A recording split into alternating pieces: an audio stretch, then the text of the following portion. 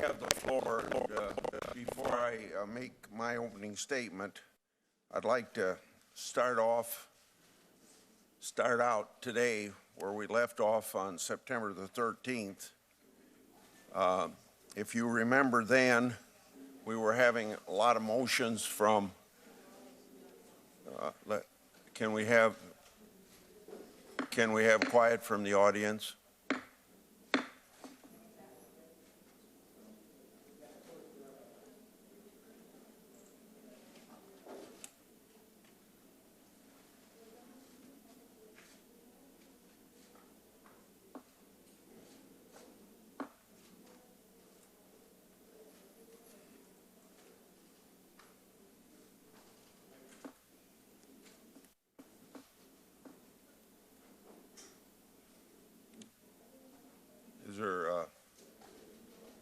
Is there somebody from the that can signal to me that the chairs are filled and that that we can have some peace and quiet? I'd like to start out today where we left off on September the 13th, although this is a new meeting.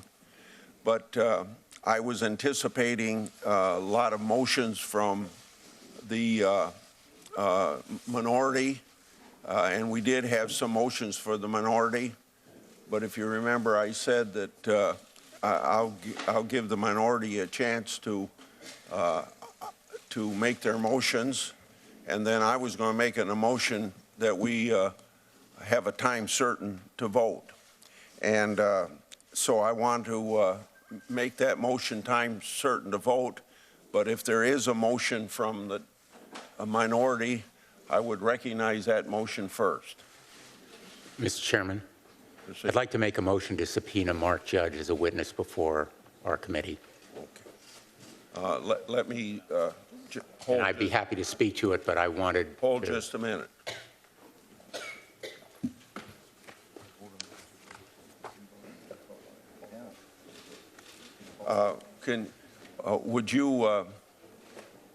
Could you make your remarks short, please, and speak now, and then we will vote? Proceed. Yes, Mr. Chairman, thank you. We heard yesterday from an extraordinarily courageous, strong survivor, Dr. Christine Blasey Ford. Every one of us, I think, were riveted and powerfully impressed by her truth. We heard her provide details in that story that can be corroborated and other facts that can be uncovered if we hear from other witnesses who have very relevant, important knowledge about what happened to her on that evening in that room. The third person allegedly in the room was Mark Judge. Evidently, he has never been interviewed by the FBI. He has never been questioned by any member of our committee. He has never submitted and so I move, Mr. Chairman, that we have him before this committee as a witness. He could be interviewed beforehand on a bipartisan basis. I recognize that he has submitted a cursory, conclusory 6-sentence letter, not even signed by him. It's from his attorney. And I believe we have a responsibility to subpoena, at the very least, Mark Judge before we move to vote. It is our constitutional duty to do everything we can to uncover the truth after hearing yesterday that compelling testimony from Dr. Blasey Ford. And we cannot, in good conscience, vote without hearing at least from Mark Judge. I would submit, with all due respect, Mr. Chairman, that there are other witnesses essential for us to hear from. We should hear from the other sexual assault survivors by him who have come forward with credible and powerful stories. and that will be also, in my view, necessary. But today I am moving that we subpoena Mark Judge. Before we vote, I will read a letter that we received from Mark Judge last night. As I stated in my attorney, Barbara Van Gelder, September 18th, 2018 letter, I did not ask to be involved in this matter, nor did anyone ask me to be involved. We've told the committee that I do want to comment. When I told the committee that I do not want to comment about these events publicly, as a recovering alcoholic and a cancer survivor, I have struggled with depression and anxiety. As a result, I avoid public speaking. Brent Kavanaugh and I were friends in high school, but we have not spoken directly in several years. I do not recall the events described by Dr. Ford in her testimony before the U.S. Senate Judiciary Committee today.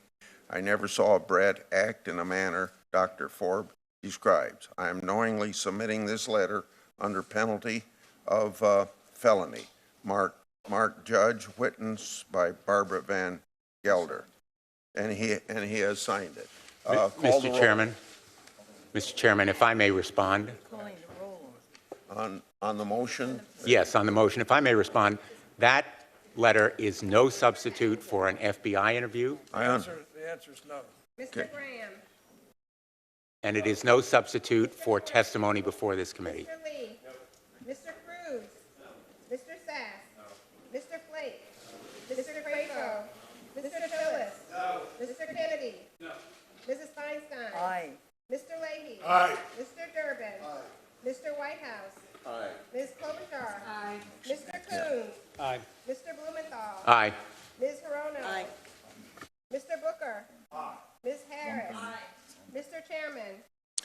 No. Mr. Chairman, the votes are 10 yeas, 11 nays. The motion is defeated. Now I move, as I said I was going to do, that we set the vote to report out Judge Kavanaugh's nomination at 1:30 p.m. today. Mr. Chairman, point of order. Mr. Chairman, Aye. Mr. Graham. Mr. Chairman, point of order. Mr. Cornyn. Wait. That's violating the rules of the committee. Yes. Yeah. Mr. Lee. Mr. Cruz. Mr. Sass. Well, this is, Mr. Flake. The Mr. ram Cueto. job continues. Mr. Phillips. Mr. Kennedy. Mrs. Feinstein. no. Mr. Leahy. No, because it violates the customs of this committee. Mr. Durbin. It violates them. No. Mr. Durbin. Mr. Whitehouse. No. Ms. Klobuchar. No. Mr. Coons. No. Mr. Blumenthal. No. Ms. Hirono. I strongly object. This is just totally ridiculous. What a railroad job. My answer is no, no, no. Mr. Booker. Ms. Harris. Ms. Harris. Senator Booker.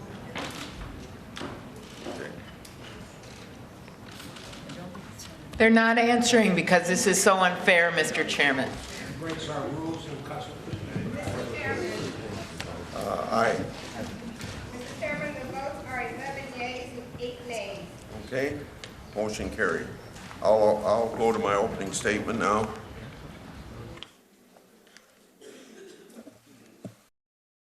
We have an agenda with 10 judges who are ready to be voted on.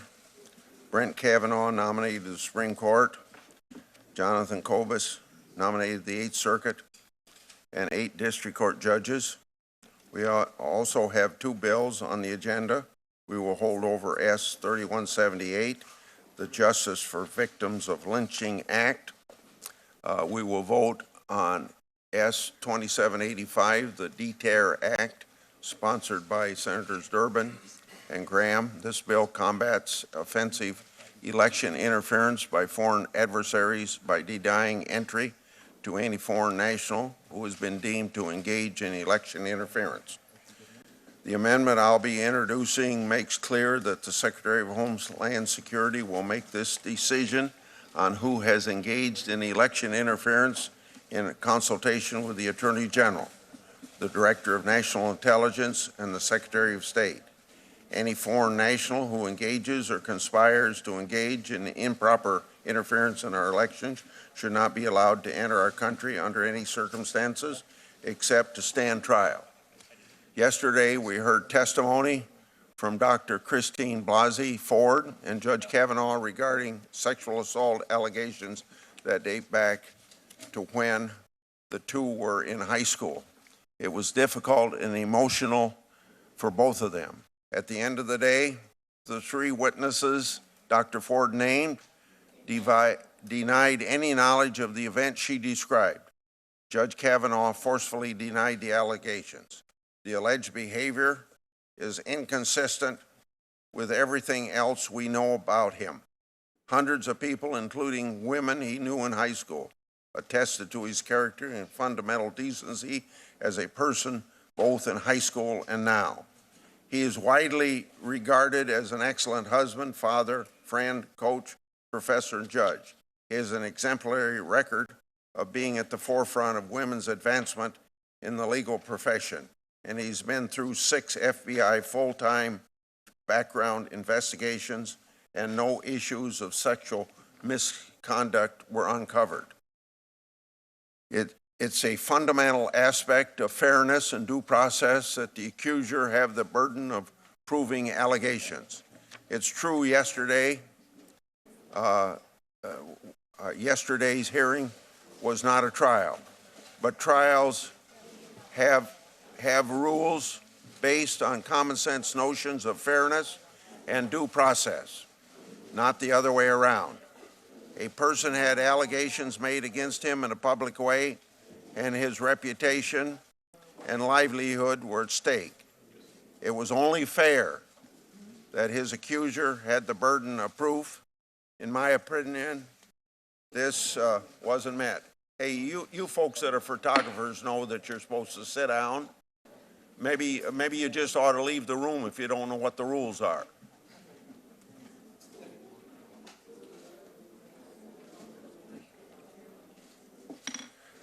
I found Dr. Ford's testimony credible and believe she's sincere in her version of the facts. But I also found Judge Kavanaugh's testimony credible and sincere. Ultimately, the existing evidence, including the statement of 3 alleged eyewitnesses named by Dr. Ford, refutes Dr. Ford's version of the facts. There is simply no reason to deny Judge Kavanaugh a seat on the Supreme Court on the basis of evidence presented to us. I reopened the hearing at the assistance of Dr. Ford and Judge Kavanaugh. Dr. Ford wanted to be heard, and we gave her that opportunity. Not one question to Dr. Ford was disrespectful in any way. She was treated with courtesy and dignity as I promised her. But the questions my Democrat colleagues asked Judge Kavanaugh were unequivocally and universally hostile.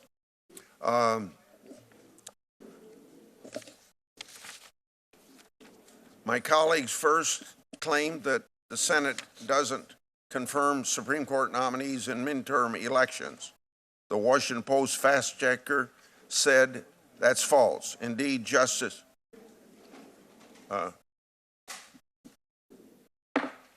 can we have quiet, please? I would expect the same quiet for other people on the committee when they speak.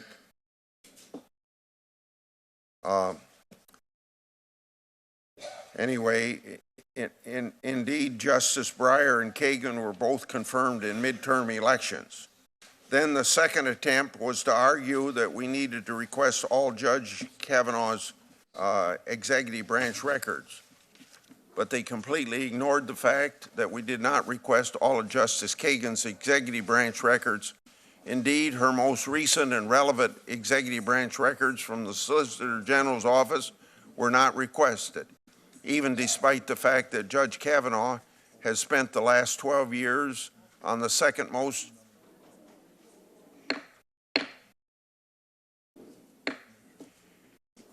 Even though Judge Kavanaugh has spent the last 12 years on the second most powerful court in the country, issuing 307 opinions and joining hundreds of others, we received over 480,000 pages of documents from Judge Kavanaugh's time on the executive branch. This was more pages of such documents than the last 5 Supreme Court nominees combined. In short, it was the most thorough and transparent confirmation process at all.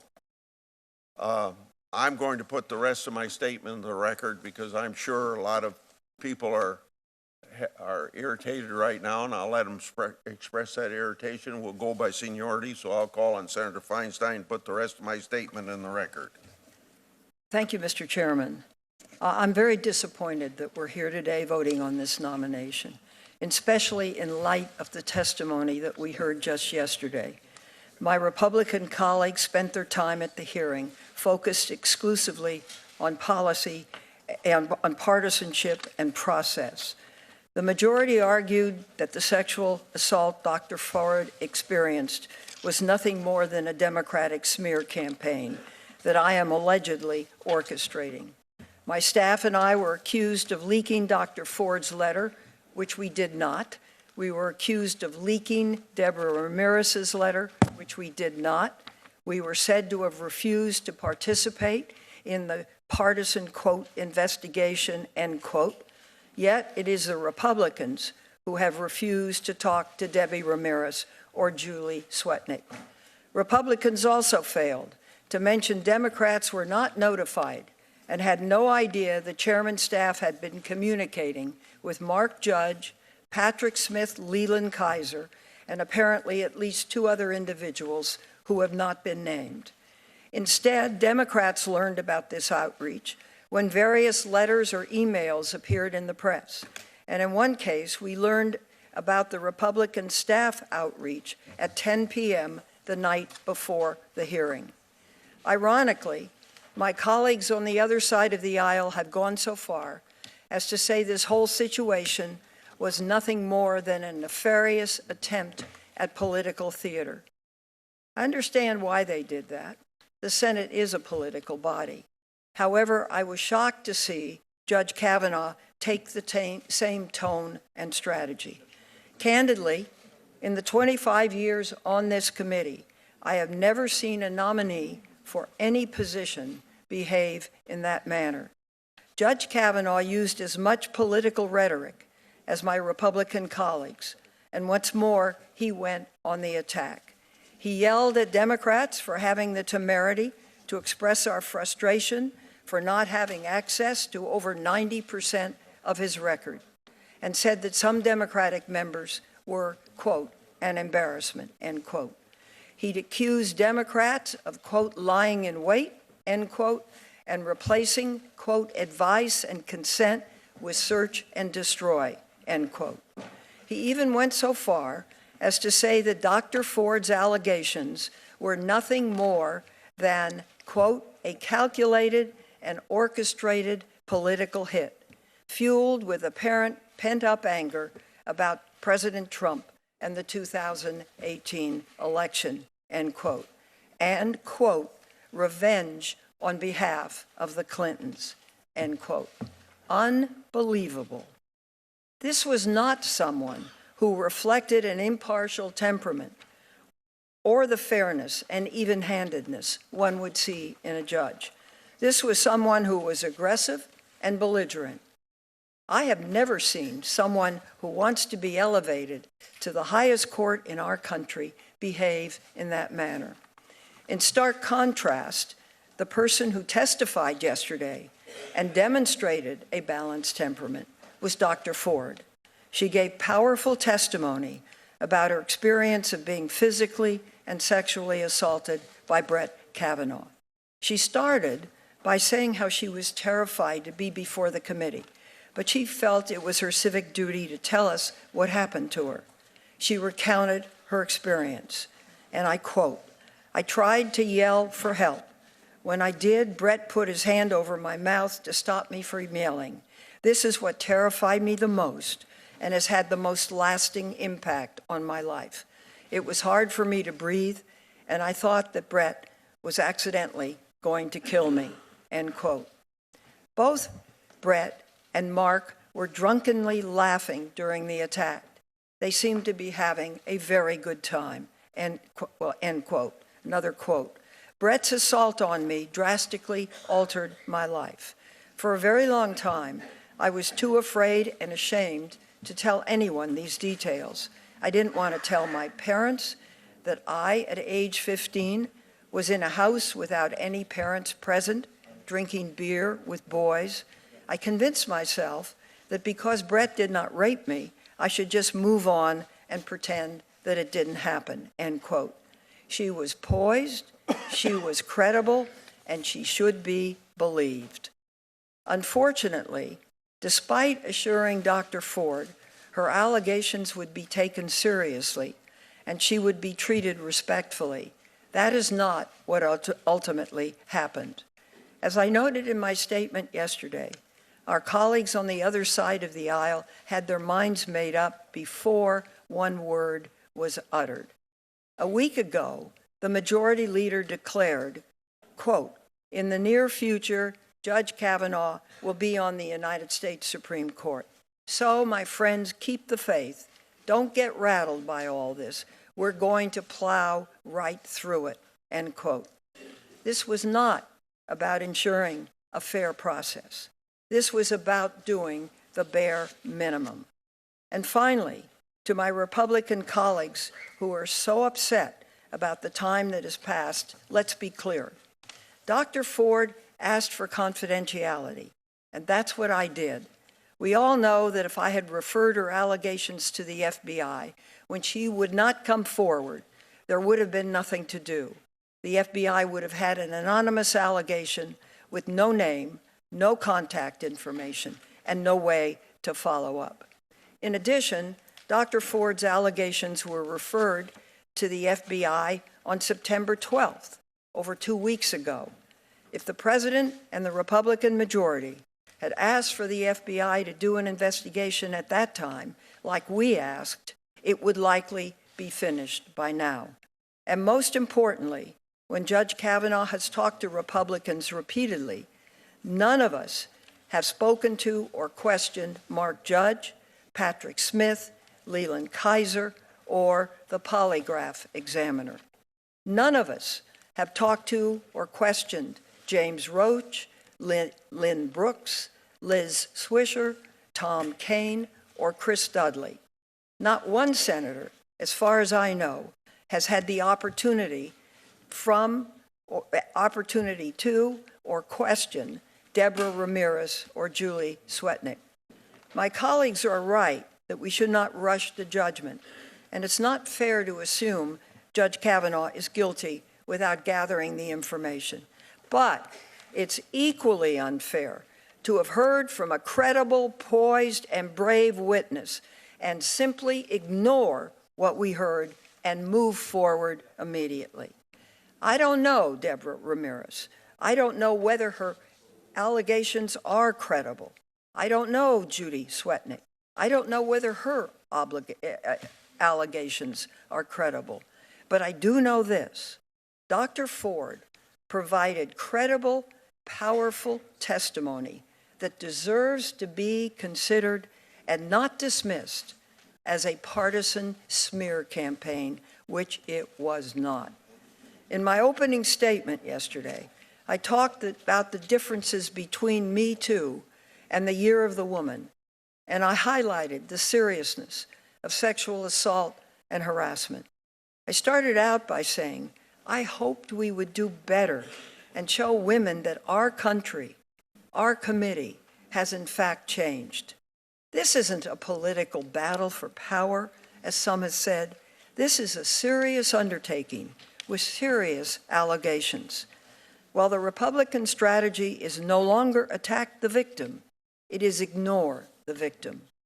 The entire country is watching now how we handle these serious allegations. It is, in fact, a real test for the United States Senate and for our country to see how we treat women, especially women who are survivors of sexual assault. I believe we can do better, and I hope we are better. Thank you. Mr. Chairman, I'd like to submit for the record a longer statement that addresses some of the attacks regarding my office's handling of Dr. Ford's allegations and the Republican administration. Obviously, without objection, those will be included. Before I call on Senator Hatch, since this keeps coming up about the FBI investigation, I'd like to repeat what you've heard from me so many times, but I guess we never get this, get people understanding. We can't learn anything from the FBI that we can't learn ourselves. The Senate has our own constitutional duty and our own investigators to follow up on these allegations.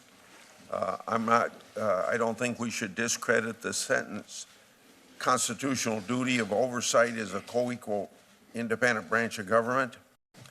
If the people on the other side of the aisle sincerely want an FBI investigation, I would ask why they did not notify me of Dr. Ford's then confidential letter way back in July so the FBI could weigh in. The FBI would honor confidentiality, and so would I. And I've had 38 years reputation of protecting constitutionality or confidentiality of whistleblowers. Another span of time for an FBI investigation is, as my Democrat colleagues have called for, or even more recently people outside calling for, would result in another time of brutal attacks on Dr. Ford and Judge Kavanaugh and their families. They don't deserve those sorts of vile threats that they're receiving, and it's unacceptable. Dr. Ford has stated no objections to an FBI investigation. So why has the need for an FBI investigation only come to our attention here in the last several days, probably less than 2 weeks? It's been 60 days since Dr. Ford's letter was made public. Then we've had some comment about why we didn't investigate Ramirez. When I learned of Ms. Ramirez's allegations, I acted immediately to investigate them, unlike our Democratic colleagues, some of whom sat on her story and apparently conducted their own private investigation rather than share it with the committee. Mr. Chairman, excuse me for interrupting, but could we have order? Yeah. Well, in fact, I would agree on the order. The order would be that we go back and forth, and apparently you're going to have 2 Republicans speaking and 1 Democrat. Yeah. Is that what the I chairman's think doing? That's what, absolutely. After I get done, and I'm not giving an opening statement, I'm explaining, as a chairman ought to explain, the work of the committee to people that don't seem to understand it. I'll call on Senator Hatch when I'm done, and then I'm going to call on you, Senator Leahy. When I learned of Ms. Ramirez's allegations, I acted immediately to investigate them. Unlike our Democrat colleagues, some of who sat on her story and apparently conducted their own private investigation rather than share it with the chairman. I first learned of her allegations when they became public in the article New Yorker, published late Sunday evening, September 23rd. My staff immediately contacted her counsel asking when she was available for an interview with committee investigators. The next afternoon, Monday, September 24, her counsel responded that Ms. Ramirez, quote, has accurately relayed what she recalls to the New Yorker. Her counsel, end of quote. Her counsel added, however, that, quote, she would welcome an investigation by the FBI into this investigation and would cooperate with such. On appropriate terms, she would also agree to be interviewed in person, end of quote. Over the 24th and the 25th of this month, my staff repeatedly asked Ms. Ramirez's counsel 2 questions before setting up a call to discuss her allegations so that such a call could actually be meaningful and useful. Number one, whether she had, quote, any other evidence, including other statements, in addition to those that are contained in the New Yorker article, end of quote. And two, whether she was, quote, willing to provide her evidence, including her testimony, to committee investigators, end of quote. My staff repeatedly made clear that it welcomed, quote, the receipt of Ms. Ramirez or anyone else's evidence in the form of a letter or email to the chairman or ranking member, a letter or email from counsel to the chairman or ranking member, or a statement to committee investigators. Ms. Ramirez, counsel, has still not provided any evidence to committee staff. If evidence emerged, we, of course, would proceed as appropriate. My staff also acted swiftly to set up an interview with Judge Kavanaugh. He unequivocally denied Ms. Ramirez's allegations. I regret that my Democrat colleagues again failed to timely bring this relevant information to his attention. The article makes clear that some Democratic senators have known of Ms. Ramirez's allegations for some time, and it quotes one Democrat member of the committee as saying this allegation, quote, should be fully investigated, end of quote. That is exactly what I have done and what could have been done easier if Senate Democrats had not kept the information to themselves. And then my last one will deal with the Sedgwick allegations. 2 days ago, we became aware of the allegations of Julie Swetnick. She claimed that Judge Kavanaugh was involved in a gang rape ring around Washington, D.C. area in the 1980s. My staff has been trying to obtain evidence of her claims and interview her since Sunday, 3 days before she made her allegation public. But her attorney has so far not cooperated in the investigation. By the accuser's own description, she regularly attended parties where she knew girls were being gang raped. Instead of telling authorities about this serious criminal activity, she continued to attend them. And somehow the FBI missed Judge Kavanaugh's 6 full field background investigations while he worked in a high-profile position in the White House and the Judiciary. The fact that he was a regular participation in these gang rape parties. Now that ought to get a lot of people's attention. We had 6 full field background investigations by the FBI, and what he was accused of by Ms. Sedgwick never showed up.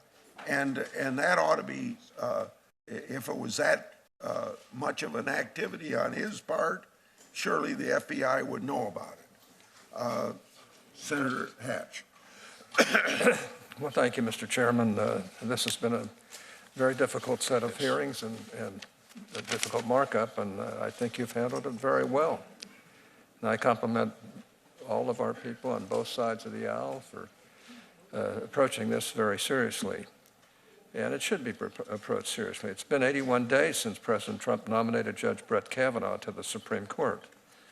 Since then, we've reviewed more records of this nominee than for any Supreme Court nominee in history, ever.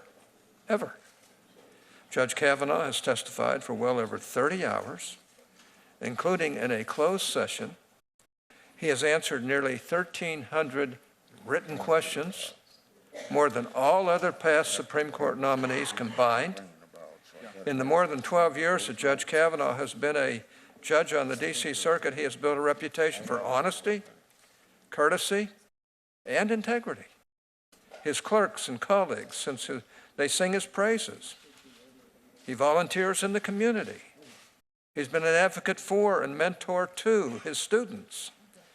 After Democrats unleashed the recent allegations against Judge Kavanaugh, Chairman Grassley set out a deliberative process to investigate.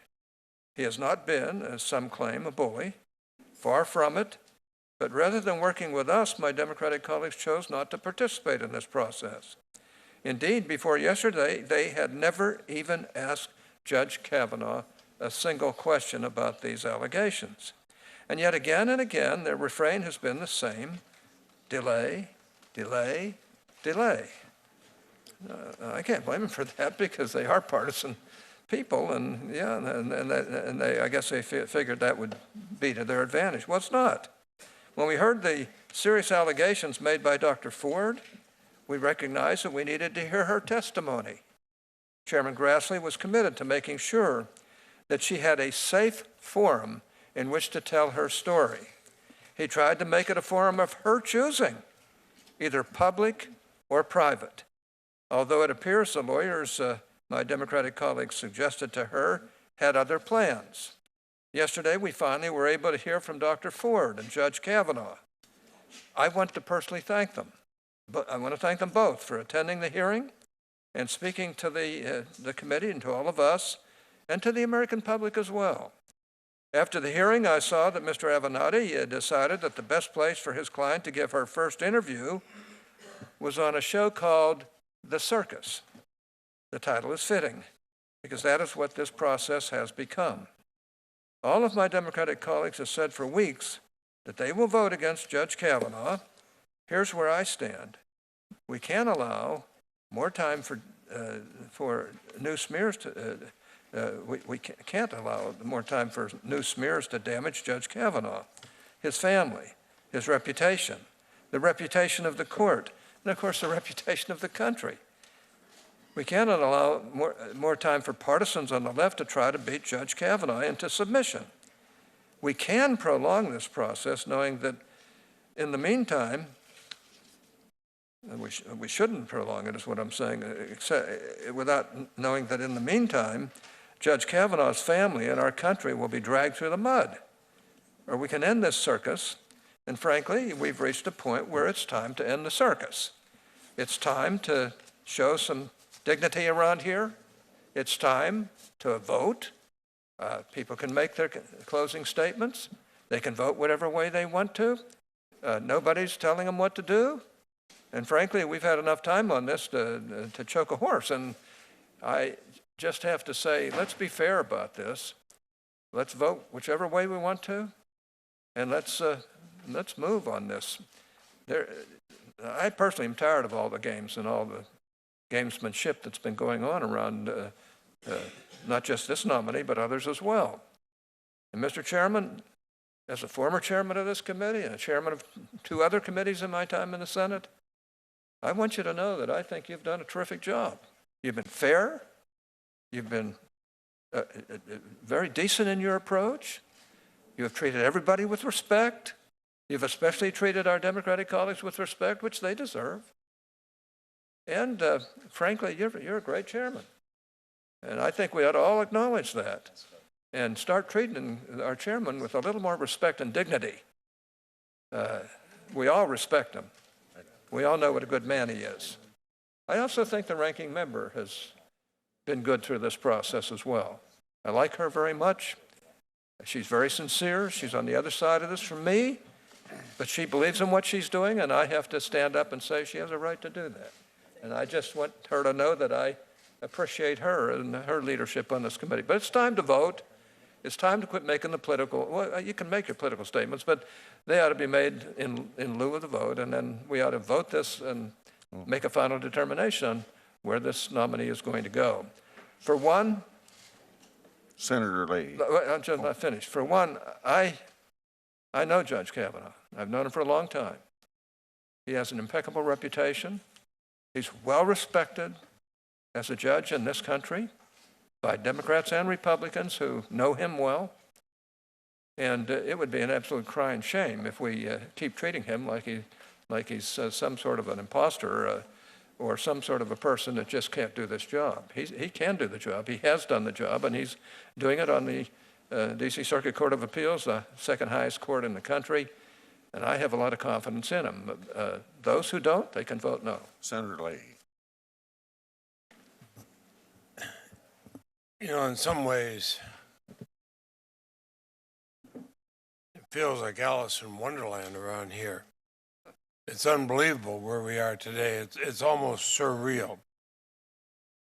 This Judiciary Committee is no longer an independent branch of government, and we're supposed to be. The Senate's supposed to be. an independent, equal branch of government. We're no longer that, but we are an arm and a very weak arm of the Trump White House. Every semblance of independence has just disappeared. It's gone. And I think that is something historians will look at, and they'll call it a turning point in the United States Senate. This committee, after months of breaking precedent after precedent in a manic rush to fill a Supreme Court seat, is now on the verge of voting on a nominee who has been credibly accused of sexual assault, and the committee hasn't even conducted a meaningful investigation. Yesterday, we heard the powerful and courageous testimony of Dr. Christine Blasey Ford. Following her testimony, I doubt that not one of us left the committee room doubting her credibility. I'm sure nobody doubted her credibility. But then Judge Kavanaugh angrily denied the allegation. I'll get to that shortly. But we should all agree that a credible allegation of sexual assault against a nominee to our nation's highest court demands that we proceed with the utmost caution.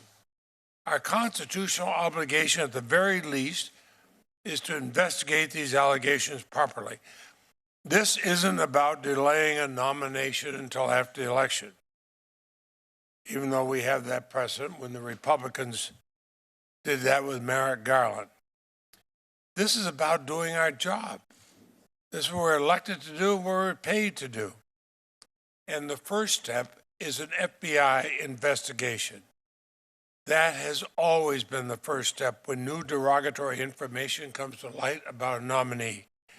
Even in one instance when the information was as minor as decades-old marijuana use, Republicans still made sure we had an FBI investigation. Why is Judge Kavanaugh, who is facing much more serious allegations of sexual abuse, why is he being held to a lower standard than all the nominees before him? Certainly all the nominees I've seen in 44 years. A proper investigation also means hearing from all the witnesses. That includes the 4 witnesses who signed sworn affidavits offered by Dr. Ford. And most stunningly, this committee has refused to call the sole eyewitness to the alleged assault, Mark Judge. Instead, all we have is a brief letter from Mr. Judge vaguely asserting that he has no memory of this alleged incident. Well, I'd like to ask him questions about that under oath, and a lot of us would. He has effectively nailed a do not disturb sign, and apparently the Republicans on this committee are satisfied, as if oral testimony and opportunity to question a witness is unnecessary. Now, whether you believe Judge Kavanaugh or you believe Dr. Ford, the fact that we're not allowed to hear from somebody who's said to be the sole eyewitness is outrageous. Everybody here knows that. I said yesterday that an earlier time the Senate failed Anita Hill, whom I believe. Today we're doing even worse. At the time of Anita Hill, we had an FBI investigation. We had almost 24 witnesses. Here, Republicans are not willing to do either, even if it would delay this information or this nomination. Just a matter of a week or two, certainly far short of the November election. They don't want to hear women who have relevant evidence. Is that really what the Senate Judiciary Committee has lowered itself to? I'm at a loss how Republicans could think they've heard enough about Dr. Ford's allegations and are ready to move on. I think you should look at what the reactions are you're getting around this country. Dr. Ford captivated the nation yesterday with her horrifying story of sexual assault. Every minute of her testimony was credible. She knew Brett Kavanaugh. She knew Mark Judge. This was not a case of mistaken identity. In a moment that I'll never forget, when I asked her for her strongest memory, something from the incident she couldn't escape, she testified, indelible in the hippocampus is the laughter, the uproarious laughter between the two as a teenage Judge Kavanaugh drunkenly pinned Dr. Ford down to the bed and attempted to sexually assault her. Indelible is the memory of the laughter, the uproarious laughter between the two. As a member of this committee, as a former prosecutor, as a husband and a parent, I found Dr. Ford's testimony to be wholly credible. Not one member of this committee has suggested she was not, and the same cannot be said of Judge Kavanaugh. Judge Kavanaugh's veracity has been an issue every single time he's ever testified before the Senate. Whether it's repeatedly telling senators they had no role in vetting or working on various controversial Bush-era judicial nominees, something that turned out to be a blatant untruth, or whether it's testifying in response to more than 100 different questions from both Republican, half a dozen Republican and Democratic senators that he never received or believed he received obviously stolen materials from Democratic senators' computers. That was another blatant untruth. We found we could not depend on Judge Kavanaugh to tell the truth under oath. We only learned the truth years later. We only learned the truth of what he had said, untruthfully, after we reviewed the small portion of his White House record that Chairman Grassley was willing to request for this nomination. Time and time again, when confronted under oath with questions about his involvement in Bush-era scandals or controversial matters, Judge Kavanaugh misled the Senate. Now, the fact that he's misled the Senate over and over and over again, that does not make him guilty of sexual assault as a 17-year-old. Nor does the fact that he minimized the heavy drinking in his youth and misrepresented the misogyny in his yearbook. But it does go to the heart of Judge Kavanaugh's truthfulness anytime he's faced with potentially incriminating questions. Yesterday, Judge Kavanaugh falsely claimed over and over again that every other person Dr. Ford placed in the house said the assault didn't happen. That's just not true. And we know it's not. The only person who's claimed this incident didn't happen is Brett Kavanaugh. The others said they had no knowledge or memory of it, just as Dr. Ford assumed they would say, given that it was for them an ordinary night. And one of them even stated she believed Dr. Ford, which of course Judge Kavanaugh conveniently failed to acknowledge. Judge Kavanaugh's defiance and evasiveness, his vehement partisan attacks against members of this committee, in the face of powerful, incriminating testimony, surpassed even that of Clarence Thomas at the time of Anita Hill. He tried to portray Dr. Ford's allegation as part of a calculated an orchestrated political hit. In my years as a prosecutor, I saw a lot of times when people try to blame the victim, not to own up to their own deeds. He angrily asserted baseless political tirades. He was all too eager to promote the false Republican talking point that Senator Feinstein was lying in wait with this allegation. He even claimed the allegations were driven by revenge on behalf of the Clintons. It's hard to make this stuff up. That amounts to conspiratorial madness. In my time in the Senate, I have never seen such volatility, partisanship, and a lack of judicial temperament from any nominee for any court in any administration. It's no secret that I have deep concerns about what a Justice Kavanaugh would mean for the rights of women, for workers, for health care, for unchecked presidential power, and other important issues. I also believe he's unfit to serve on our nation's highest court because of his history of misleading the Senate while under oath. But as serious as these concerns are, this is different. Voting to advance and ultimately confirm Judge Kavanaugh while he's under this dark cloud of suspicion will forever change the Senate and our nation's highest court.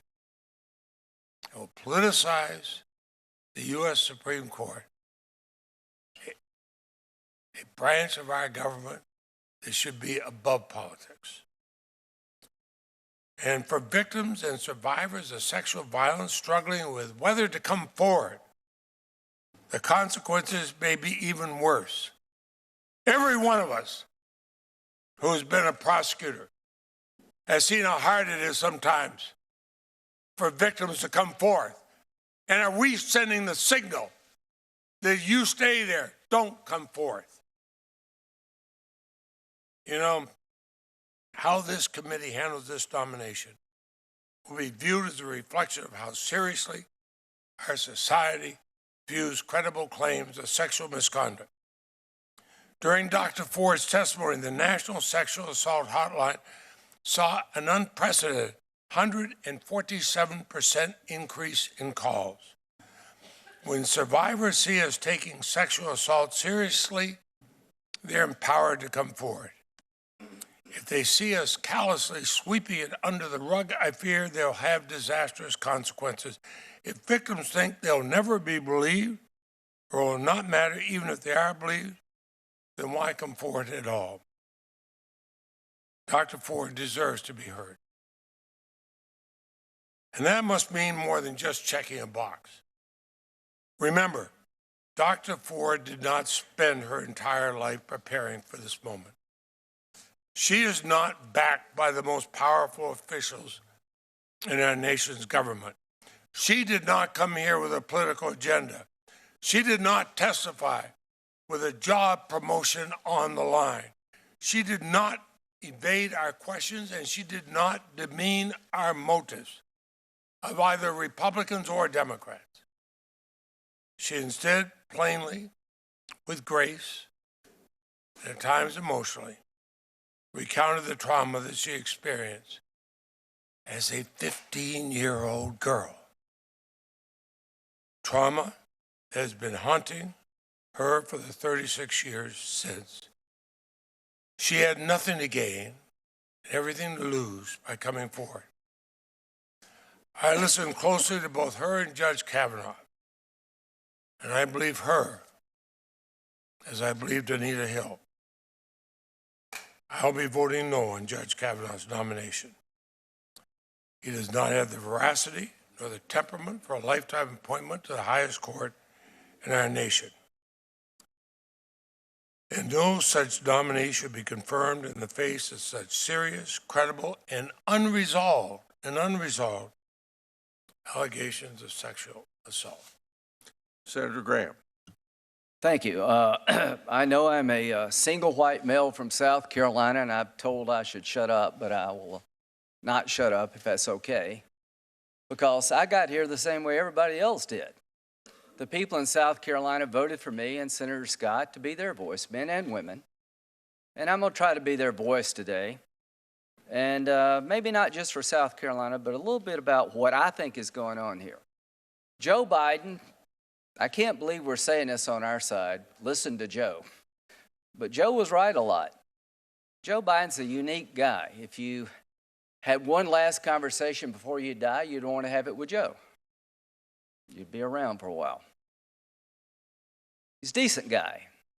If he runs for president, he'd be hard to beat. He came to Senator Thurmond's funeral and gave a long eulogy.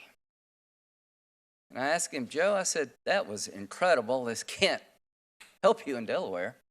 But I just liked the old guy. I didn't agree with him, and I didn't like some of the things he did in his life, but when I was down and out, he was there for me. And to my colleagues on the other side, this will end, and we'll see what we do next. I hope we can muster the ability to move forward, but some observations about where we find ourselves and how we got here. I wrote a book, and I think Senator Blumenthal is the only person I know that actually read it. It was online. I ran for president, and I got 1%, so I've had my time to be president. Didn't go very far, and I lost. I didn't think Trump would win. I ran out of adjectives to describe about how I felt about his campaign. Well, he won and I lost, and he's president. And I'll try to help him where I can, say no when I must, and the election's over for me. I would like to tell him that you had a choice to make for the Supreme Court vacancy of Justice Kennedy. I think you did a good job, Mr. President. For somebody who's supposedly crazy and there's chaos everywhere, he did a good job here. Now, why difference between Gorsuch and Kennedy? Gorsuch and Kavanaugh. It's the Kennedy seat. If you don't get that, you're not paying much attention. Gorsuch is an even swap for Scalia. But this is high-stakes stuff, right? This is the seat where the guy in the middle is at risk. Kavanaugh clerked for Justice Kennedy. Would you have picked him? No. But you lost the election. And that does have consequences. When I said it about Obama winning, I meant it. Merrick Garland. Scalia dies in the election year, the last year of the term of President Obama. The primaries are already underway. Not in 100 years has anybody been nominated under that circumstance, so I don't think I did anything unfair with Garland. As to Sotomayor and Kagan, I was told on our side, you've got to keep them off the court because they're going to be a pro-choice vote. They hate guns. On and on and on. And I tried to go back to what this committee used to do. Strom Thurmond voted for Ginsburg. You'll never convince me that it was because he agreed with her philosophy. I think he saw in her a qualified person. Fritz Hollings voted for Scalia. The same is true. 96 and 97 votes. What's happened? Most of the nominees to the Supreme Court have never had a hearing. It was always just assumed if they're qualified and they're not hacks, that they're going to go forward. Elections do matter. When it comes to President Trump, elections do matter. Now, about the law, and to my friends who have been prosecutors. I've been a prosecutor, I've been a defense attorney, and I've been a judge. Every woman who's been victimized needs to be heard. Count me in 1,000 times over. Count me in for the proposition for every one woman who comes forward, only God knows how many women and children go to their grave with the abuse. If you don't realize that, you just don't know this area of life. But you're going to be heard in the United States. I had a young man accused of sexual assault when I was in the Air Force as a defense attorney. The case eventually fell apart, and he almost killed himself. I had women who have been gang raped and didn't want to testify, but they did. Along with counselors, I sat up with them all night. Tough stuff. Emotional. Who to believe? I've been doing this legal stuff most of my life.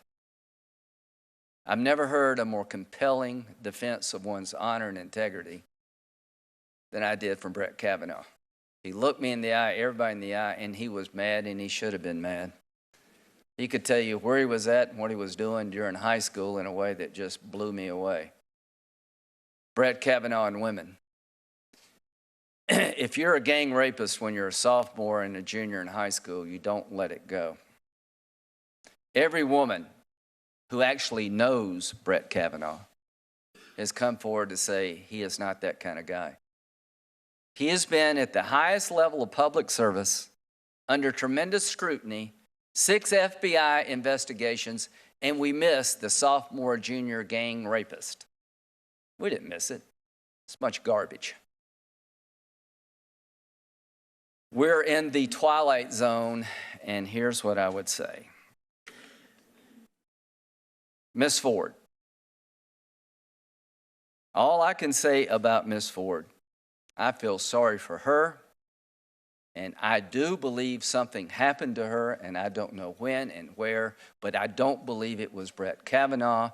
And as a prosecutor, you couldn't get out of the batter's box, because in America, before you can accuse somebody of a crime, you have to tell them when it happened and where it happened, and you have to prove beyond a reasonable doubt it did happen. The reason this case will never be brought in Maryland or anywhere else, you just can't get there. If you wanted to get a warrant, which is a probable cause standard, to search or arrest somebody, you got to prove by probable cause where it happened and when it happened. How are you supposed to defend yourself?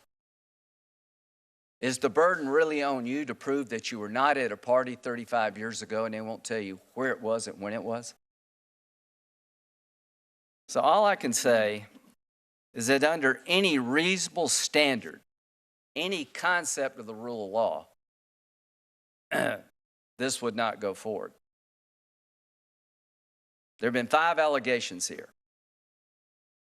The 5th allegation was brought to me by Senator Whitehouse, who did absolutely the right thing. Somebody contacted him in Rhode Island and said, a friend of his was on a boat with Mark Judge and Brett Kavanaugh, and they treated her badly. He went down and beat him up, and she won't come forward. I said, well, I'll make sure I'll join with you. Let the FBI look at it. And turned out not to be true. The 4th allegation was an anonymous allegation, a letter without a date or a return address sent to Corey Gardner just a few days ago. And he turned it over to the committee, and somebody on that side leaked it to NBC News, and it made it on the news, the 4th allegation. That really bothers me. I don't know what's going on over there, but that's not right. It was somebody over there. Now, about Miss Ford. I feel really bad that she wanted to remain anonymous and could not. The one thing I know for sure is that Dianne Feinstein would not do this and did not do this.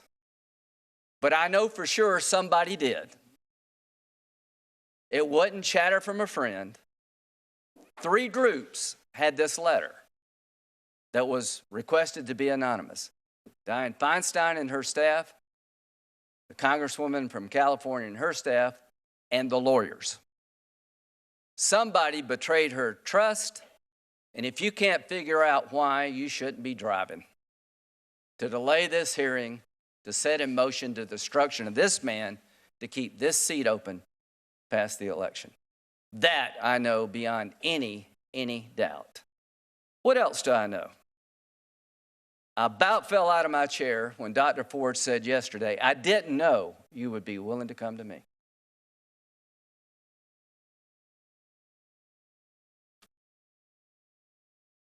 The email interactions between this committee and her lawyers, my staff would still welcome the opportunity to speak with Dr. Ford at any time and any place convenient to her. Come to us or we to you. I'm willing to have my staff travel to Dr. Ford in California or anywhere else to obtain her testimony, September the 19th. Well, that wouldn't fit in the plan. It wouldn't be public, and it would get over with sooner than people wanted. I don't know what to believe, but I tend to believe that Dr. Ford did not know about this invitation. And I've been a lawyer most of my adult life, and somebody needs to ask the question to her lawyers, how could she not know about this? Are you beginning to understand what's been going on for a very long time in this case? It's not that hard to figure out. So if this is the new standard, the accusation proves itself to those who want to ask questions. You hate women. God help us all. If the new standard for the committee is that there's no presumption of anything, that you have to prove why somebody would accuse you. Not just say, I didn't do it, and here's why I didn't do it, but you got to prove the motives of your accuser. God help us all. The Avenatti moment tells you what's going to happen if we keep this farce going. Plenty of time, plenty of opportunities to get to the truth. This has never been about the truth. This has been about delay and destruction. And if we reward this, it is the end of good people wanting to be judges. It is the end of any concept of the rule of law. It's the beginning of a process that will tear this country apart. And if I am chairman next year, if we keep the majority and Senator Grassley moves over, and I hope he doesn't because I think he's done a great job, I'm going to remember this. There's the process before Kavanaugh and the process after Kavanaugh. If you want to vet the nominee, you can. If you want to delay things for the next election, you will not. If you try to destroy somebody, you will not get away with it. Jeff is leaving. He has wrestled with this. He is trying to be fair. I cannot tell you, Jeff, what happened 35 years ago. I can tell you this, that through any legal system, this thing would not get out of the batter's box, and that everything I know about Judge Kavanaugh screams that this didn't happen, and all the other things. So, to my good friends on the other side who are struggling, I think an FBI investigation is going to do nothing. It's not going to tell you any more than we know now. It's going to just keep it going and going and going till he breaks and he won't, until the next 5 come forward. I'm going to vote yes. And I'm going to tell his 2 daughters that I'm proud of your dad, and I really, really believe he's a good man. And I'm going to tell Dr. Ford, I am sorry you had to go through this too. Senator Durbin. Thank you, Mr. Chairman. Thursday was an historic day in a Senate committee with more than its fair share of history. In our deliberations over the nomination of Judge Brett Kavanaugh to fill the vacancy on the Supreme Court, we have confronted some of the most serious charges ever leveled against a nominee. Those charges were made at a moment in our nation's history when we are living through a cultural revolution. Women in America are not only emerging into more and more positions of responsibility, they are now airing grievances over sexual harassment and abuse at every level of society. Caught in the vortex of this cultural shift, there is not a person in this room who can truly measure the trajectory or ultimate outcome of this historic change. America is marching forward in the pursuit of justice for women in this country. Sadly, many on the Senate Judiciary Committee are still mired in the dead space it was 27 years ago during the Clarence Thomas nomination hearing. Yesterday in this room, America saw this inflammatory issue in real time, in real life. Dr. Christine Blasey Ford was credible, cooperative, and resolute.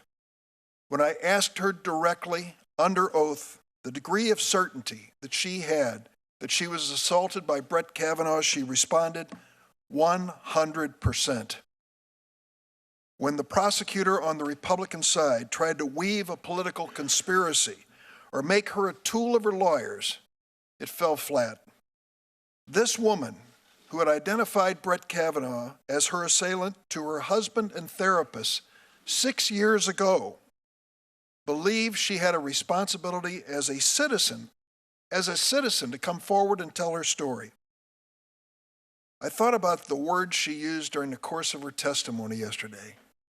The word she used more often than not to describe her motives was helpful.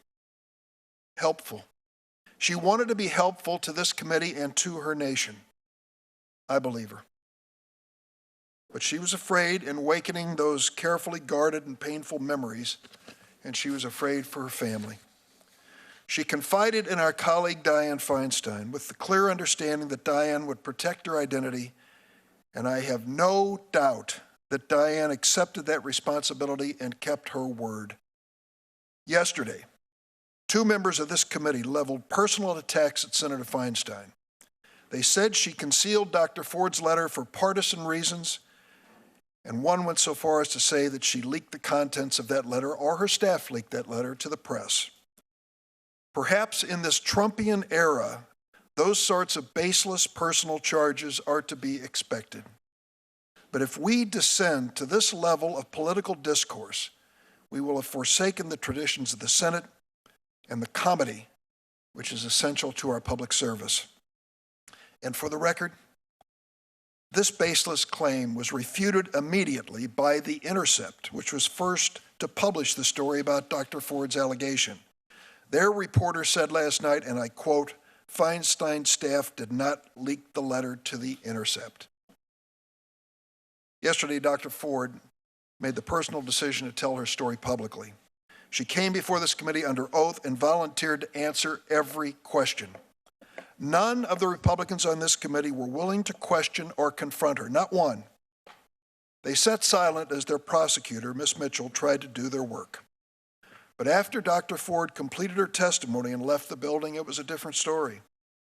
Last night on a TV show, one senator said, and I quote, "Ms. Ford has got a problem, and destroying Judge Kavanaugh's life won't fix her problem."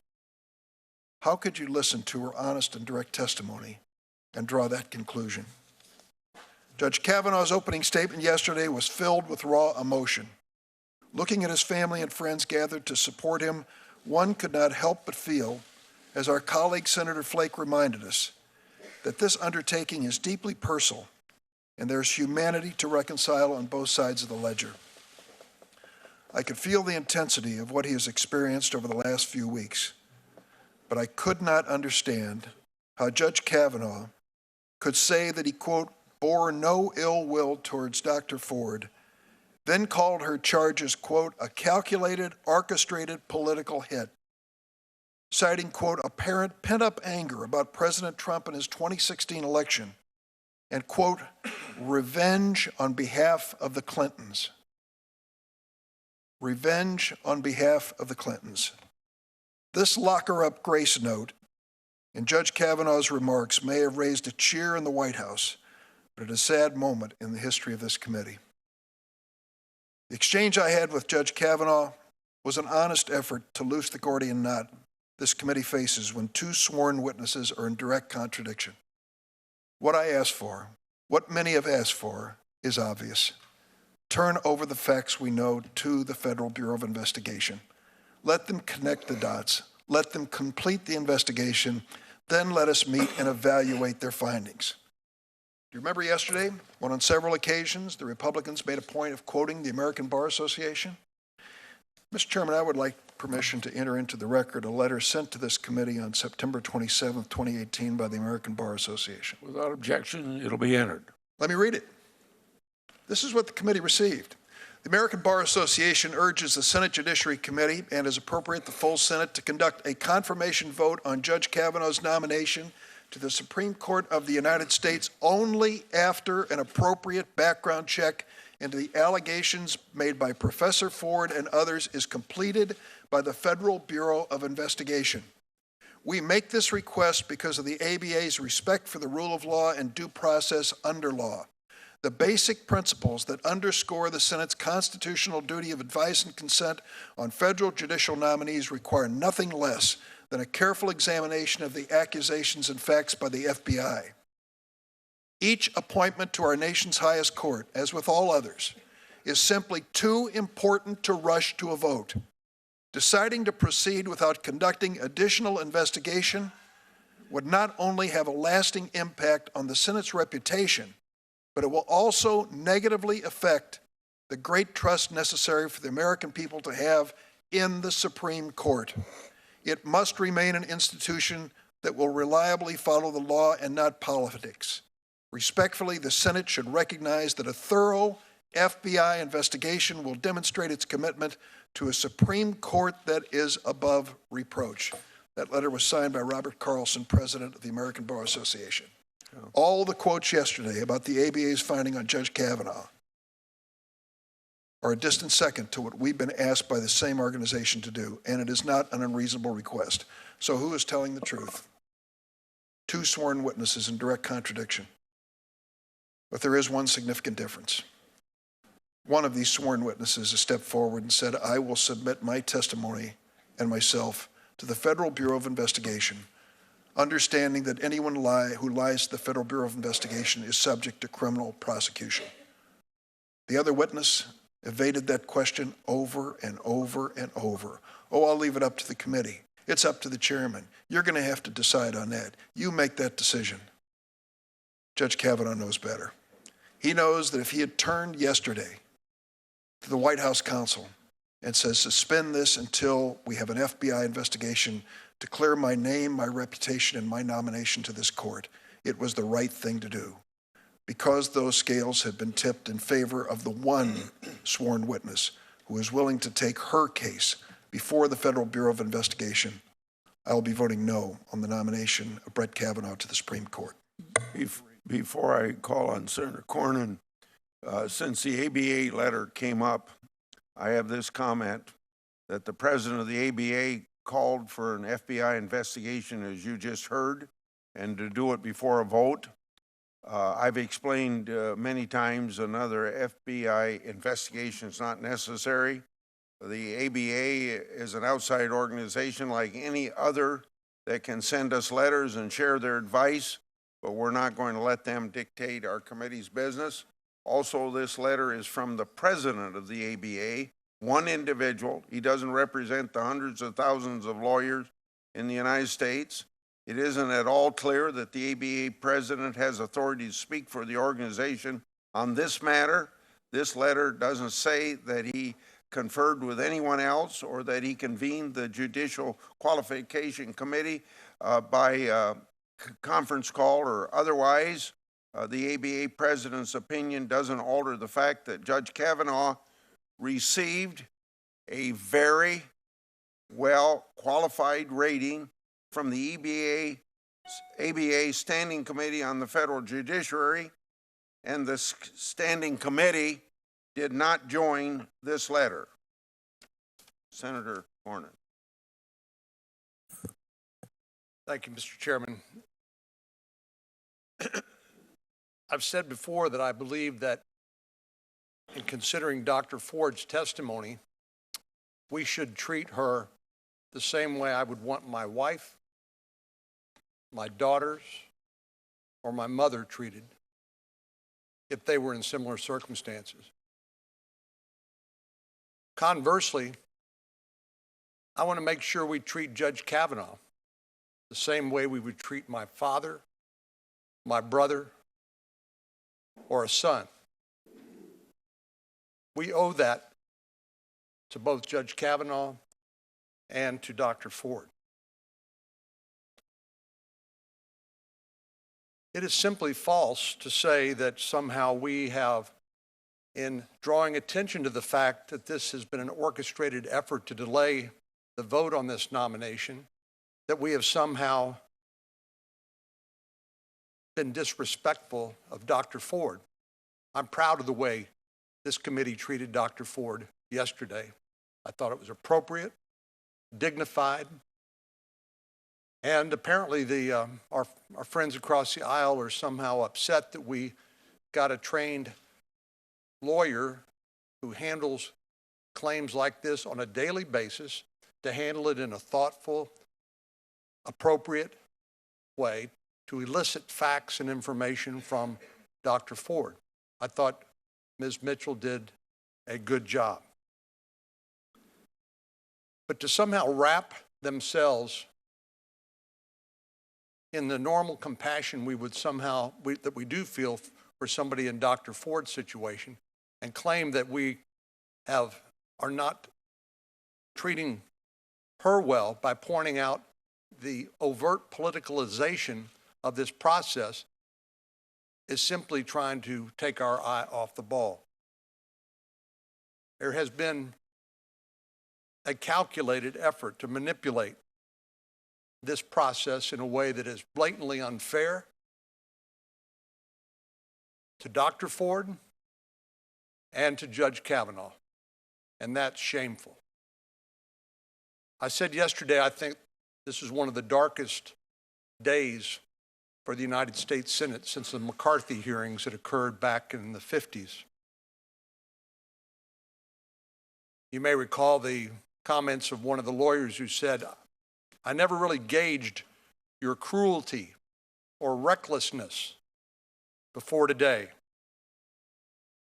and asked Senator McCarthy, "Have you no sense of decency?"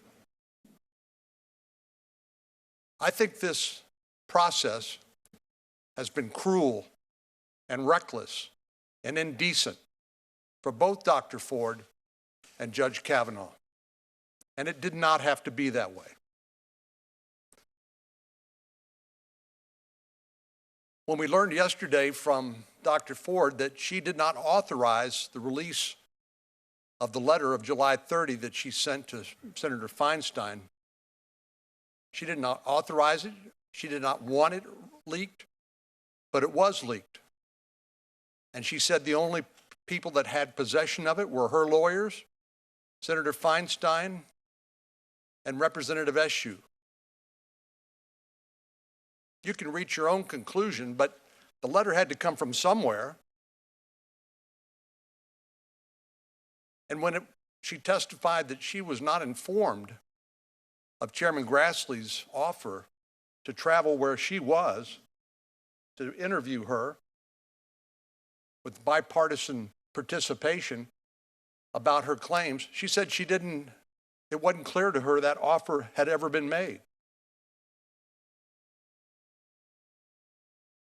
So when the letter was leaked by somebody, when the offer to interview her before a bipartisan panel of investigators at a place and time of her choosing out of the public eye, when that was not communicated, it sure looks to me, at least the circumstantial evidence would seem to point to the desire to have exactly what we had yesterday and to contribute to what has been described as accurately as a circus atmosphere.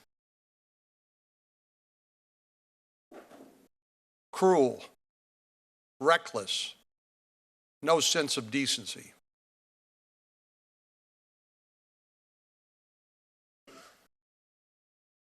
I would point to the fact that Judge Kavanaugh said as long as this nomination has been pending, you've seen a trend toward more and more scurrilous, salacious, and uncorroborated allegations being made against him, all of which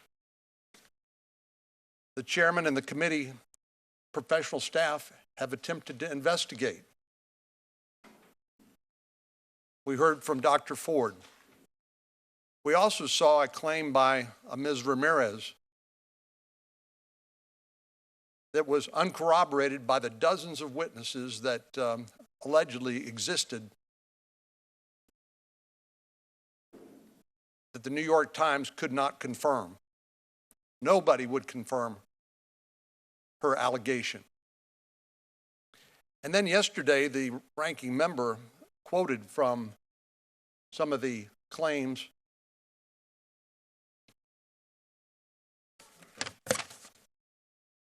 of Ms. Swetnick, represented by Mr. Avenatti. And I was struck by the fact that some of the allegations made in the statement by Ms. Swetnick that we got on September the 25th, 2018, accused Mark Judge and Brett Kavanaugh to gang rape high school girls at a time when Ms. Swetnick was in college and says she went back to parties in high school where girls were gang raped, not on one occasion, not on two occasions. She said she went to 10 such parties. I'm shocked that our colleagues would embrace this kind of uncorroborated, outrageous, salacious allegation, considering the facts and the timing and the representation by Stormy Daniels' lawyer, obviously eager for more public attention and notoriety. But you didn't hear that in the quote from the ranking member yesterday when she quoted from some of the allegations made by Ms. Swetnick.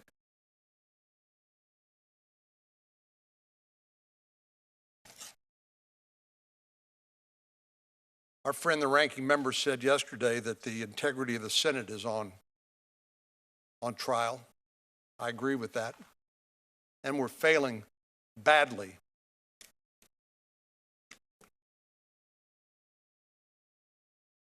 Cruelty, recklessness, indecency toward the people we should be treating with respect and dignity. That extends to Mark Judge. Isn't it obvious what is happening here with Mark Judge? He has submitted a statement under penalty of felony saying that Brett Kavanaugh and I were friends in high school, but we've not spoken for several years. I do not recall the events described by Dr. Ford in her testimony before the United States Senate Judiciary Committee today. He submitted that statement yesterday. He said, I never saw Brett act in the manner Dr. Ford describes. I am knowingly submitting this letter under penalty of felony. So he says he has nothing more to offer. He submitted his statement under penalty of felony, but here's the other part. He admits to be a recovering alcoholic, as well as a cancer survivor. He said he struggles with depression and anxiety, so much that he avoids public speaking. And our colleagues across the aisle believe that the appropriate course of conduct is to drag Mr. Judge into this circus-like atmosphere and to subject his battle with alcoholism and addiction to public investigation and scrutiny and ridicule. That is cruel. That is reckless. That is indecent. So, Mr. Chairman, in conclusion, I believe this is a calculated effort to delay the vote. I think the evidence all points to that. And the longer we go without voting, it's clear to me that people like Mr. Avenatti and others eager to get attention and willing to peddle the most salacious, uncorroborated, outrageous allegations against this nominee, that we'll continue to see more of the same.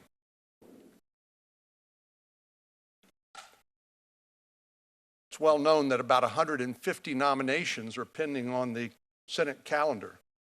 If there's been one thing that's been the hallmark of our colleagues' conduct across the aisle during the time of the Trump administration, it's to obstruct, delay, and deny this administration the benefit of the nominees which they have sent to the Senate for advice and consent. That includes not only judges, but all aspects of the federal government. 150 nominations pending on the Senate calendar because even with uncontroversial nominees, they want to obstruct, delay, and deny this administration the benefit of the people they've chosen to help govern. So it strikes me as entirely consistent with what we have seen on this nomination. And I think it's disgraceful, as Senator Hatch said yesterday. I think the way Dr. Ford and Judge Kavanaugh have been treated is a scandal, and it is cruel, reckless, and indecent. Senator Whitehouse. Thank you, Chairman. I'll be fairly brief because I announced my intention to vote against Kavanaugh already. Judge Kavanaugh has an unpleasant record, both of associations with and rulings for a powerful array of activist Republican special interests, to whom he gives a 90% win rate. The Supreme Court has an equally unpleasant record of 5-4 partisan rulings for those same big interests. Not 3 or 4 times, not even 1 or 2 dozen times, but under Chief Justice Roberts, 70 times, all 5-4 partisan decisions. The court is flying all the warning flags of a captured agency, dancing to special interest tunes and rampaging through precedent and principle to get there. This will be a disaster for the court, and I believe Kavanaugh will contribute to that disaster. His partisan screed yesterday was telling. As to yesterday, let me be frank. I believe Dr. Ford. I may be wrong, but I believed her. And I believe Kavanaugh dodged and dissembled, ranted and raved, filibustered and prevaricated. I did not find him credible. I don't believe boof is flatulence. I don't believe the Devil's Triangle is a drinking game. And I don't believe calling yourself a girl's alumnus is being her friend. And I think drinking till you Ralph or fall out of the bus or don't remember the game or need to piece together your memory the next day is more consistent with Dr. Ford's and others' testimony than his own. If Dr. Ford's testimony is true, I hope we can all agree Kavanaugh has no business on the court. And I, for one, believed her. But set aside my own belief. As a prosecutor, I am horrified at what the committee has done. Terminating the FBI background investigation before these new allegations were even considered. Doing partisan interviews by partisan staffers declaredly determined to force the nominee through.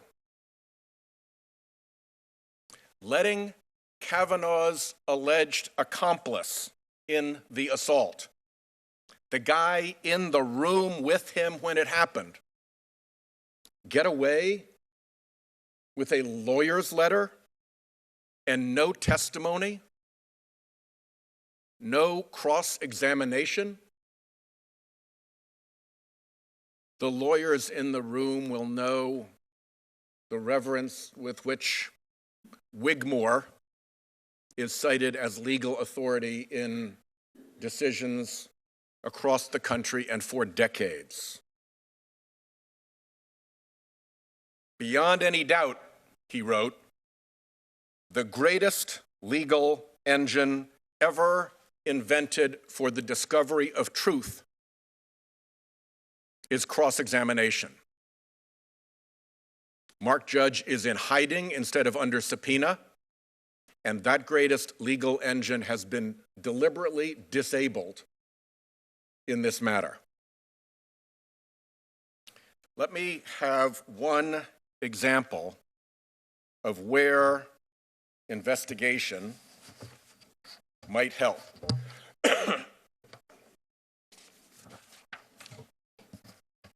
Here's Kavanaugh's calendar. Dr. Ford said that Kavanaugh and Judge and PJ and at least one other boy were all at a house. Well, we know Bart Kavanaugh was there because it's his schedule. And here's Judge, and here's PJ. Here are all those three named boys and others at a house together, just as she said. She said Kavanaugh and Judge were drunk and that she had a beer. Skis is brewskis, beer. They were drinking, just as she said. Now, I will concede that the two girls aren't mentioned. But spot me this. If you had just sexually assaulted one of the two girls, would you add the girls' names to your calendar? I doubt it. This may be powerful corroborating evidence that the assault happened, that it happened that day, and that it happened in that place. But with no FBI investigation, we can't tell. That's how you get out of Lindsay's batter's box. You investigate. It's the least thing a sexual assault victim is entitled to when she comes forward. The FBI could interview all the attendees, not just to obtain simple denials, but to cross-check and see if the stories add up. The FBI could see if the house matches the locality and description Dr. Ford gave. The FBI could inquire after and pursue other corroborating or exculpatory evidence. It's what they do. Anybody who has done any serious investigation knows you don't stop just with witness statements of interested parties.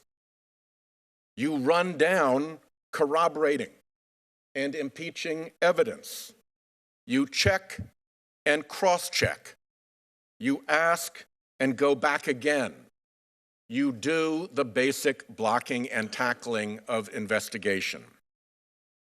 Partisan interviews by political staff predetermined to clear the nominee just aren't the same as real investigators doing real investigation and corroboration. I don't think this has ever happened before in the history of background investigations. Closing out the background investigation without investigating new, credible allegations. You cannot tell me Ms. Ford's allegations weren't credible. They were credible enough to get her before the Senate. And yet she was not given the most basic, decent thing that a witness or victim could be given after they come forward: sincere or thorough investigation.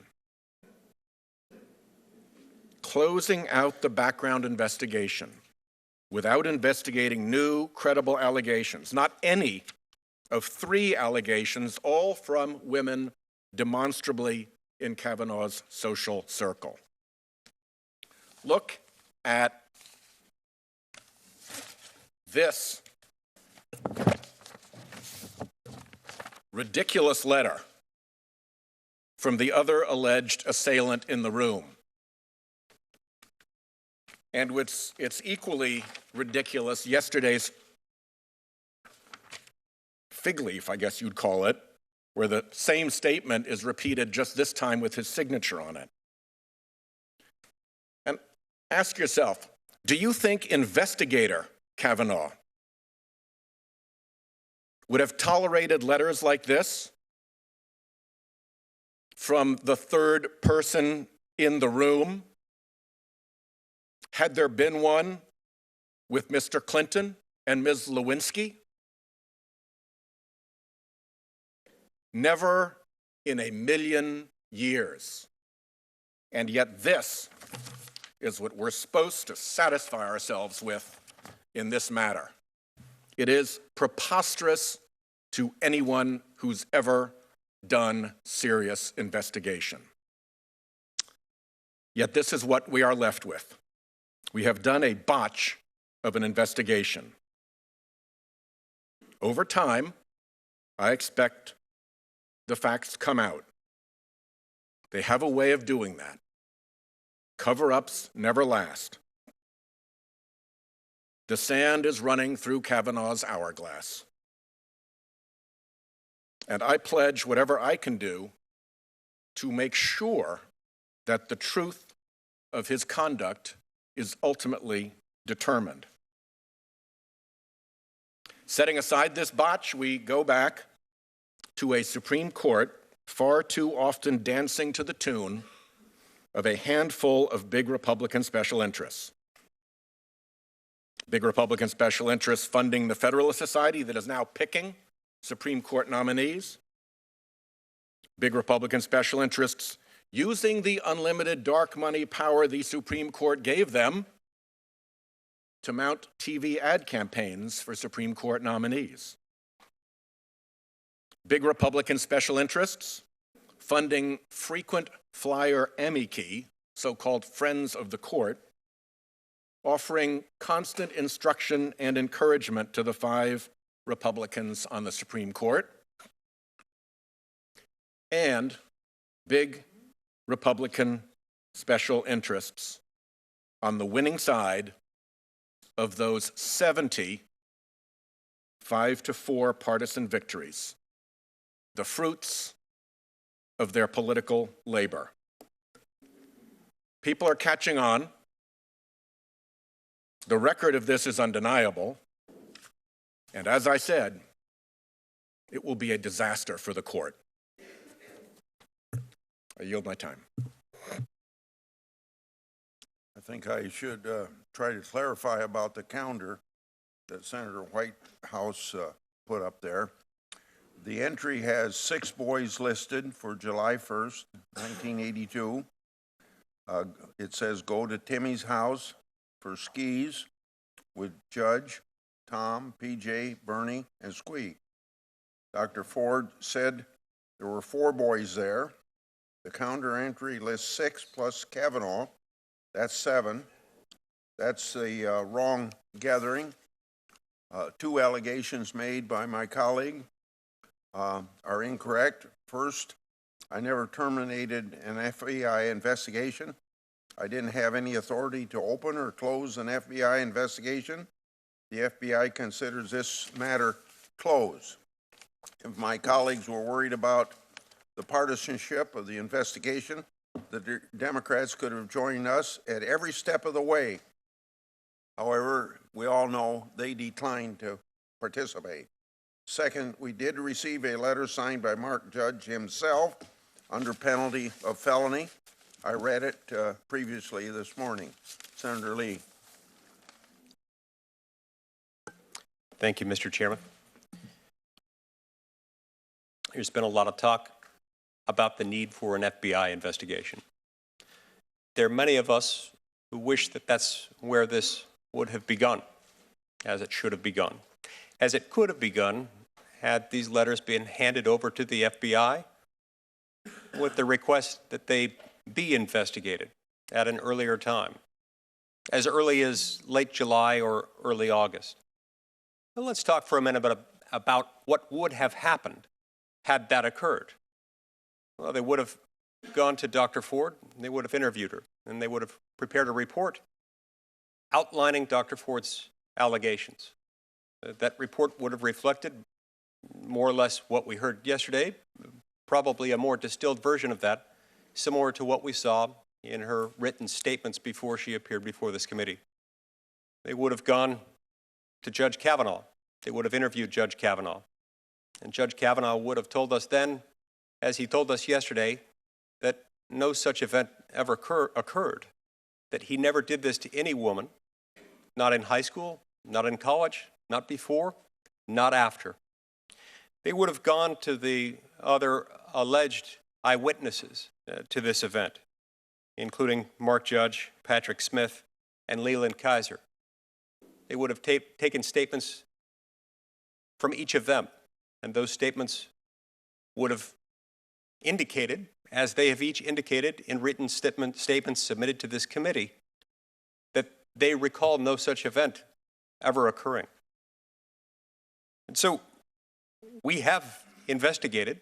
I too wish it had been investigated by the FBI, and had it been investigated by the FBI at the outset, as it could have been, as it should have been, as it would have been when these letters were received, then this could have been handled in a much more dignified manner, in a manner much more respectful to Dr. Ford, in a manner much more respectful to Judge Kavanaugh, and respectful to both of their families, and indeed this entire process.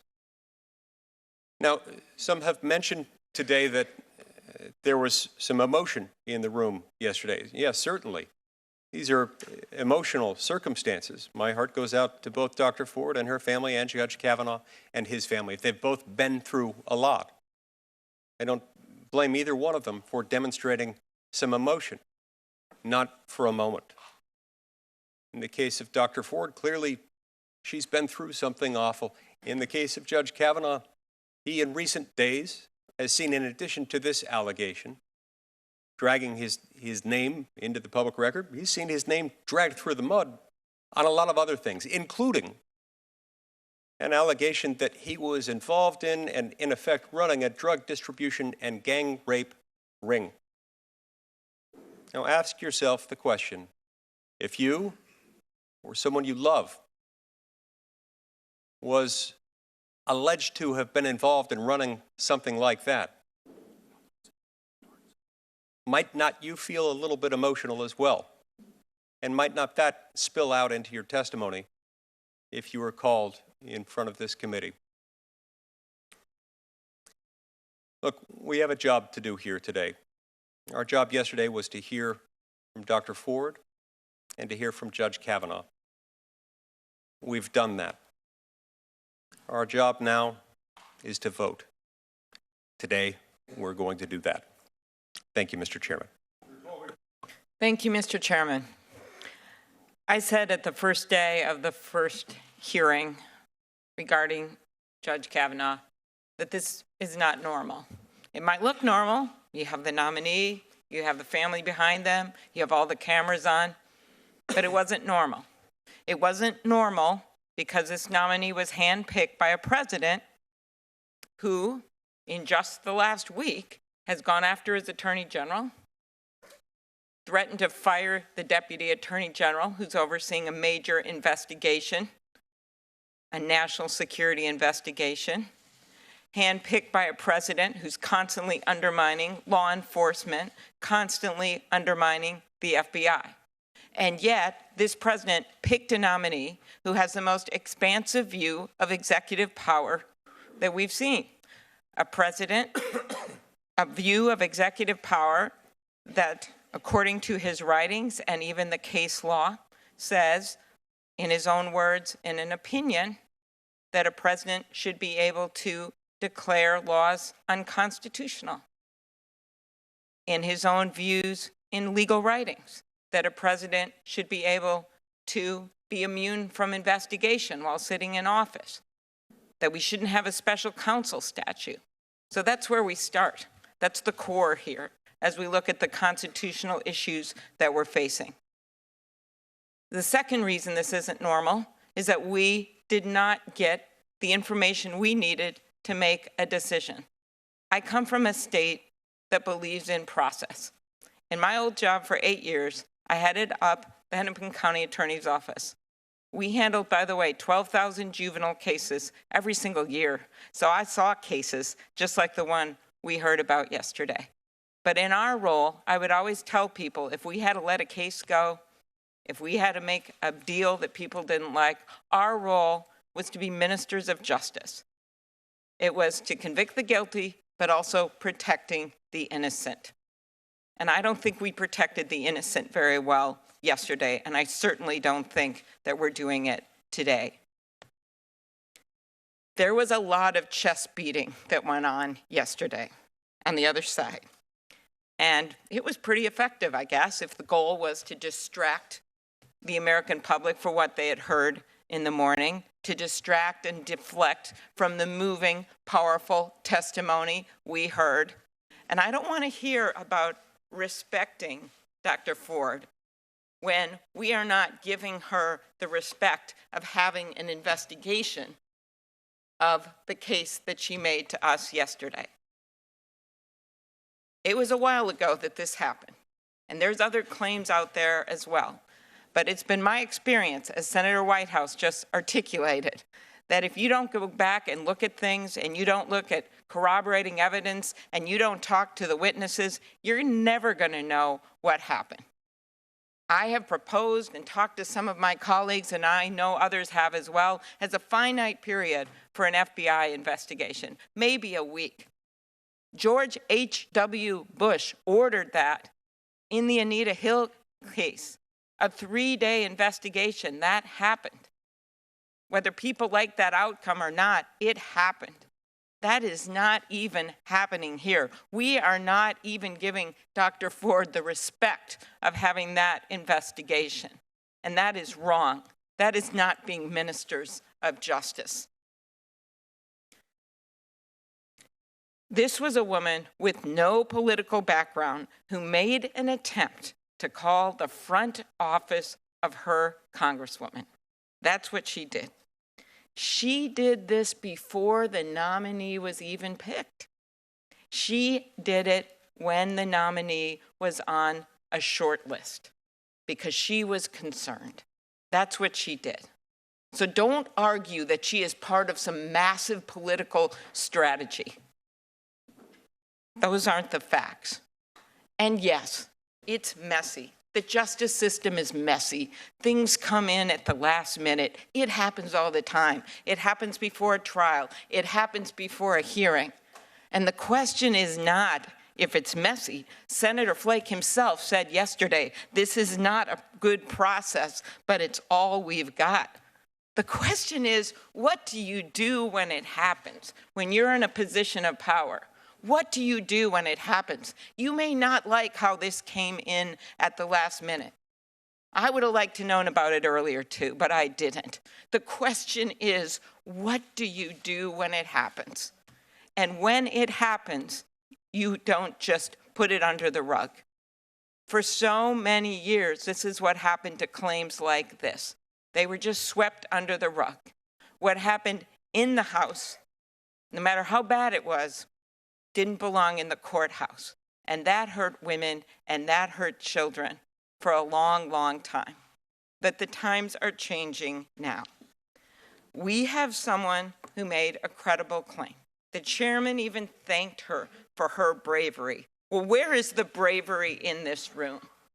This rush, when in fact we could have a finite period of time to interview a finite period of witnesses, someone who she alleges was in the very room where it happened. We are not able to even cross-examine them, ask them questions. We're not allowing the FBI to go in there and tell him to his face that you're going to get in criminal trouble if you don't answer these questions correctly. Instead, we get a letter behind the veil of a law firm.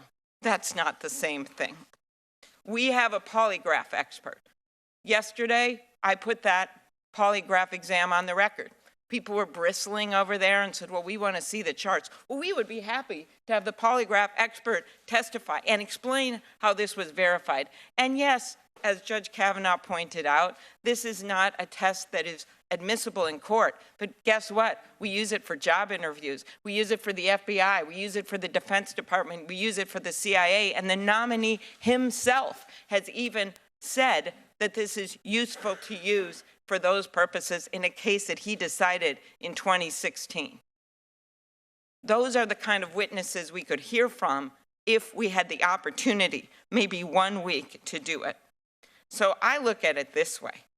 If we want to show Dr. Ford respect, we give her the respect of having her case heard and the evidence looked at. I look at it as, what are you hiding? What would it hurt? If Judge Kavanaugh is so sure that he has this corroborating evidence and what this calendar means and what these things mean, then what is he afraid of if we just spend 1 week looking at the evidence? What I have heard today just adds to this.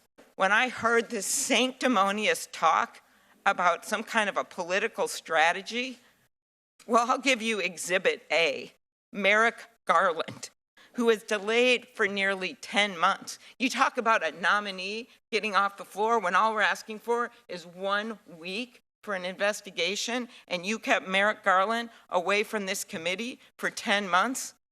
That's not even a comparison. That was a strategy yesterday. And boy, was it a strategy. And I sure hope that some of the senators who have not yet made a decision, who are not on this committee, will look at the evidence and look at what happened and see it for the strategy that it was. I asked Dr. Ford yesterday about what she remembers from that night. And I also asked her what she couldn't forget. And here's what she said. The stairwell, the living room, the bedroom, the bed on the right side of the room, the bathroom in close proximity, the laughter, the uproarious laughter, the multiple attempts to escape, and the final ability to do so. We heard her talk about how she had a civic duty to bring this up. We heard her testify about how she had actually brought this up 6 years before to a counselor, about how her husband recalls her using the judge's name. In the rules of evidence, it says that statements made to a professional, to a medical professional, are considered to be credible. In cases, when you compare evidence, you look at what their goals are. What would be their reasons to lie? And I look at, you have on one hand a judge who is a career-making moment to get on the United States Supreme Court. And by the way, no one is entitled to be on the United States Supreme Court. And then you have a woman who tried to keep this confidential, who came forward, sent a letter, tried to do what she could to keep her name out of the news, and finally, when the reporters showed up at her door, she came forward. I just see these as different. And when you look at the rules of evidence, when you look at credibility, the fact that she had mentioned this years before means a lot. But you could have doubters. I understand that. But when we don't have an investigation and we don't have things in writing to be able to look at the facts, where are we? I have been on this committee for a number of years, and I have been briefed on FBI background checks. And a number of times, and my colleagues know this, nominees withdraw because of what is in those background checks. They pull their names out. The press never knows it, but it happens. Or sometimes we're presented with some information that's not public, and we have to make a decision. Well, does this drug use amount to something that should keep this person off the bench? Does looking at this website amount to keeping this person off the bench? These are things we've actually considered. That's the kind of information we get from those background checks. And I think it's a good thing, because not everyone needs to be dragged through the mud. Things are contained in a background check. May we have order?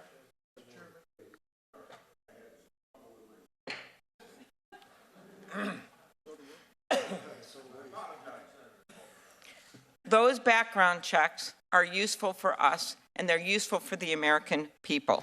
I, for one, don't want to live in an evidence-free zone. We need this information. I would submit to my friends across the aisle that this is not a he said, she said.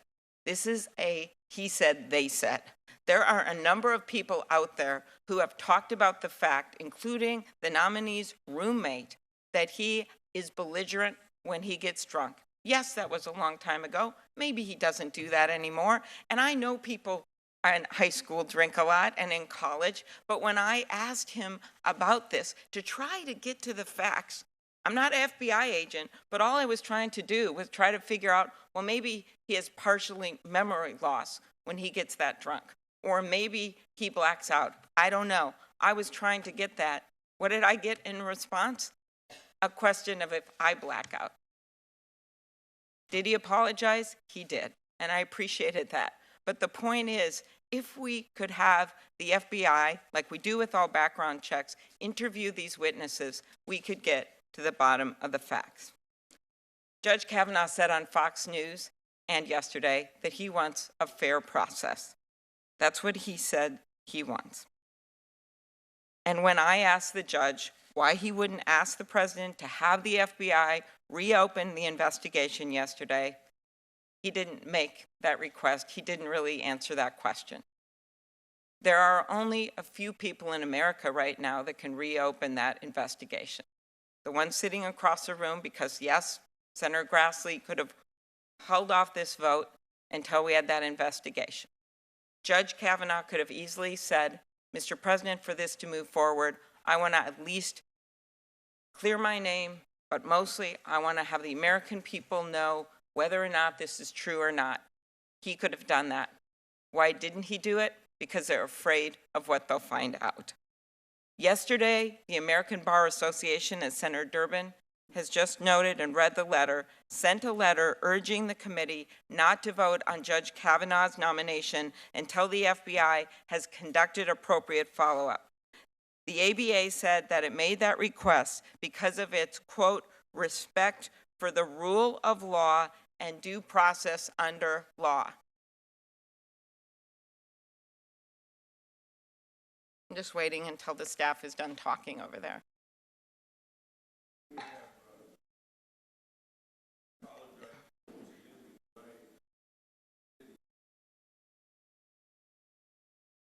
The ABA said that it made the request because of its respect for the rule of law and due process under the law. I chose to get on this committee. I didn't get on it right away because I'd done this work for 8 years before I got on here. I got on here 2 years after I got to the Senate because I decided I wanted to continue that work, to uphold the respect for the rule of law and due process under the law. But that's not what I saw yesterday. So if this committee isn't going to respect the law, and if we go to the floor and the same thing happens again, I would remind my colleagues that the Constitution does not say we, the ruling party. The Constitution says we, the people. And if the people of this country want to have a check and balance in the Supreme Court, a check and balance on this administration, if they want to have a fair process, they're the only ones left to pitch in here. They're the only ones left to have a say. Because right now, the way this process is run, we're not running it like we the people. It's being run like we the ruling party. I vote no. Senator Cruz, we hear about fair and open and thorough and everything that I just heard. We heard inference of a political strategy on this side of the aisle not to be fair and thorough. I have seared in the back of my mind something that was said soon after July the 9th that Senator Schumer said that tells me about a political strategy that is carried on here the way it has to delay and delay and delay and delay, because he said, I'm going to fight Judge Kavanaugh nomination with everything I've got. And it seems like that has happened over the last 90 days. Senator. Thank you, Mr. Chairman. We're living in a divided time. This country is divided right down the middle. There is an enormous amount of anger. There's rage. There's hatred.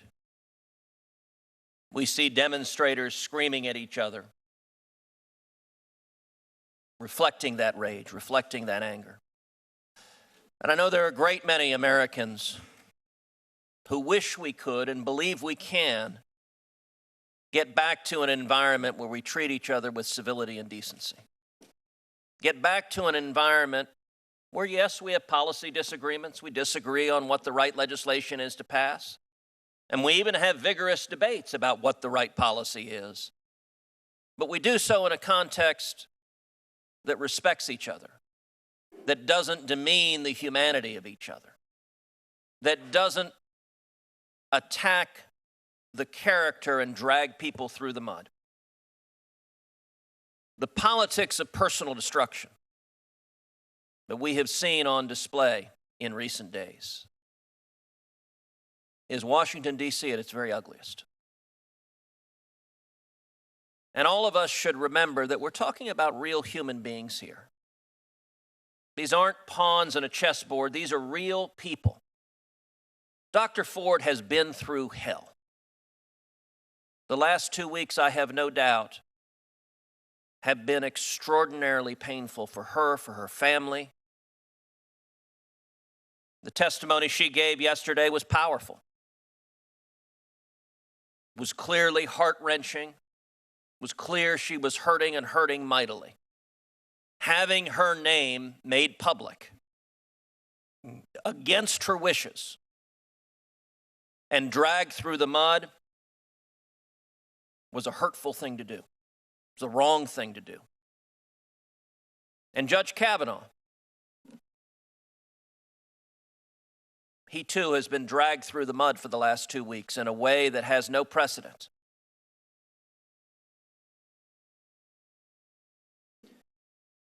In our polarized society we live in today, it's almost tribalized, where half of us wear one team's jersey, the other half wear the other team's jersey, and everything we see through the lens of our jersey. So it would not surprise me if across the country, a significant percentage of those on the Democratic side of the aisle saw yesterday's testimony and concluded he must be guilty. And it would not surprise me if a very significant percentage of those on the Republican side of the aisle saw yesterday's testimony, the same testimony, and concluded he must be innocent. One of the consequences of that, Judge Kavanaugh talked about how these smears and the many that have been leveled against him in the last 2 weeks, how they have, as he put it, destroyed his family. To some, that may sound like hyperbole. I don't think it is. Judge Kavanaugh has 2 young daughters, a 10-year-old and a 13-year-old. For the rest of their lives, their daughters will go to school, will interact with people, many of whom are convinced their father is a rapist. I want you to think of the effect that has when those are the allegations. That's where it starts. Not, I disagree with your jurisprudence, not, I think you're wrong in how you interpret the Constitution, but you are, and look, and let's be clear, he has been accused of, among other things, participating in repeatedly drugging and gang raping women, to take some of the more sensational and I think ludicrous claims that have been aired. These little girls are going to have classmates of theirs repeat those charges to them. For the rest of their lives, some of the most poignant testimony yesterday will go to school when Judge Kavanaugh described how many of whom are convinced their father is a rapist. I want you to think of the effect that has when those are the allegations. That's where it starts. Not, I disagree with your jurisprudence, not, I think you're wrong in how you interpret the Constitution, but you are, and look, and let's be clear, he has been accused of, among other things, participating in repeatedly drugging and gang raping women, to take some of the more sensational and I think ludicrous claims that have been aired. These little girls are going to have classmates of theirs repeat those charges to them. Some of the most poignant testimony yesterday is when Judge Kavanaugh described how he's taught law at Harvard Law School for over a decade. And he said he may never get to teach law again. And that's entirely possible. That's entirely possible, even if Judge Kavanaugh is confirmed to the U.S. Supreme Court as a sitting justice in our polarized world. I'm a graduate of the Harvard Law School. I think it is entirely possible those on the left would say, we don't want someone we believe is a rapist ever teaching again. He also talked about how much he has loved coaching girls basketball, coaching his daughters in basketball. And he mentioned he may never coach again. That's a very real possible consequence of the mudslinging and irresponsible behavior of the last 2 weeks. It may well be in this tribalized, partisan, divided world that the parents of the other girls say, no, we don't want him as a coach anymore. Our words and actions have consequences. That being said, even though this is a divided time, even though this is a partisan time, I have faith in the American people. I have faith in the American people that we want to be fair-minded. We want to actually assess the facts. We want to actually assess what happens. I think it's important that once these allegations became public, that Dr. Ford was given a full and fair opportunity to tell her story. I emphatically urged my colleagues that was the right thing to do, to give her the opportunity to testify in public, and that it was important that when she testified, she be given an environment that was fair, that was respectful, that she not be demeaned, that she not be attacked, and she wasn't. That was the right thing to do. The committee, once this had been forced to the front pages of the paper, the right thing to do was give her a public forum, and a full public forum, to tell her story. But the right thing also requires, and we saw yesterday, Judge Kavanaugh being given a full and fair opportunity to defend himself. The American people watched that testimony. And you come away with a number of conclusions. Number one, it is clear their testimony is in direct conflict. What they said is directly conflicting. Judge Kavanaugh categorically and unequivocally denied the allegations.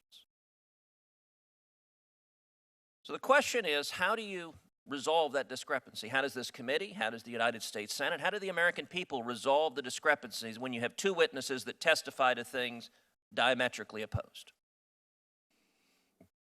Well, the only way I know to do and this is how a court of law operates, this is how most reasonable people operate, is when you have conflicting testimony, you look to, well, what does the rest of the evidence demonstrate? What other evidence is there, and what does the evidence demonstrate? Dr. Ford named 3 fact witnesses who she says were there and could corroborate her story. None of the 3 corroborates her story. Not only do they not corroborate her story, all 3 of the named fact witnesses explicitly refuted her story. And they did so under penalty of perjury. They didn't do so lightly. They didn't just say it. They did so in a context that under the United States Code, they can face up to 5 years in prison if they lied to this committee. So every single fact witness that Dr. Ford named has explicitly disputed her allegations. Now, one of those fact witnesses was Mr. Judge. We've heard a lot of discussions about Mr. Judge. A lot of my colleagues saying, why didn't we hear testimony from Mr. Judge? Well, Mr. Judge refused to talk to the committee. He submitted a statement under penalty of perjury, under penalty of felony, but he refused to be interviewed by investigators. It's not complicated to understand why. The public record indicates Mr. Judge has had a very troubled life, that he has battled with addiction for most of his life.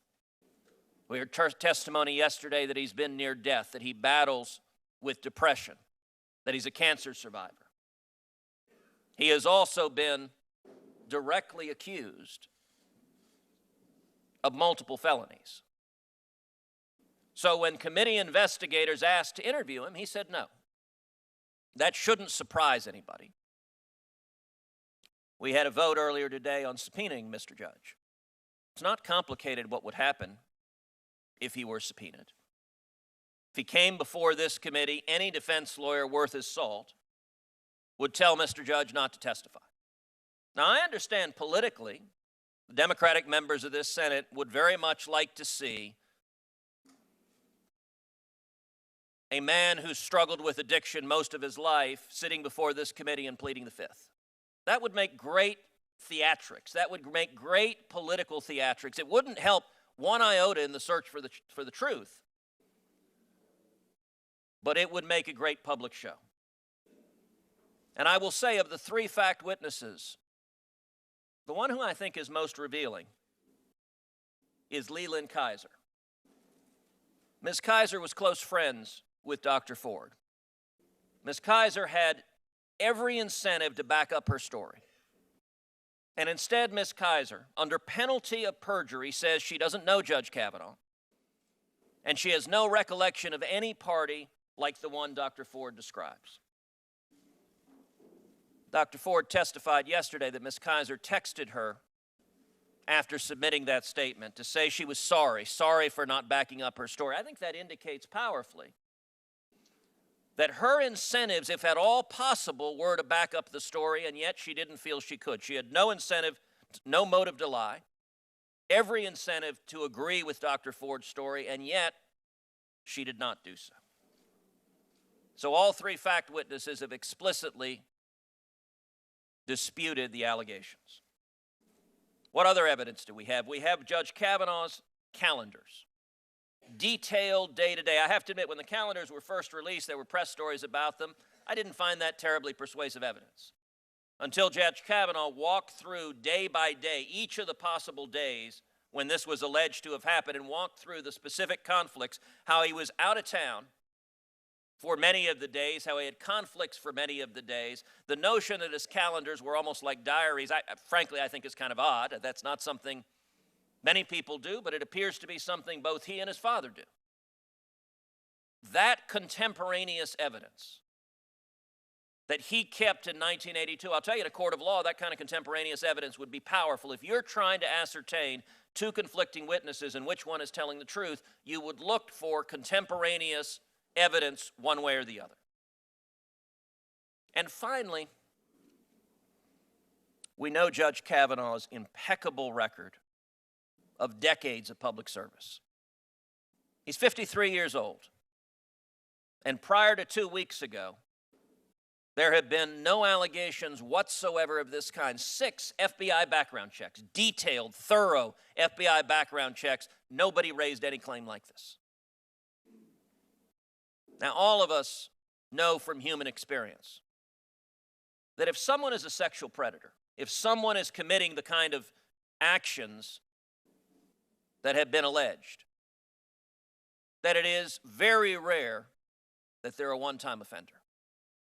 That if someone is carrying out this kind of conduct, they typically have a pattern of doing so over and over and over again. We have seen powerful men throughout society, in politics, in journalism, in Hollywood, whose careers have rightly been ended, but they've been ended for a pattern of harassment and abuse that typically extends decades, because when someone behaves like this, they behave like this over and over again.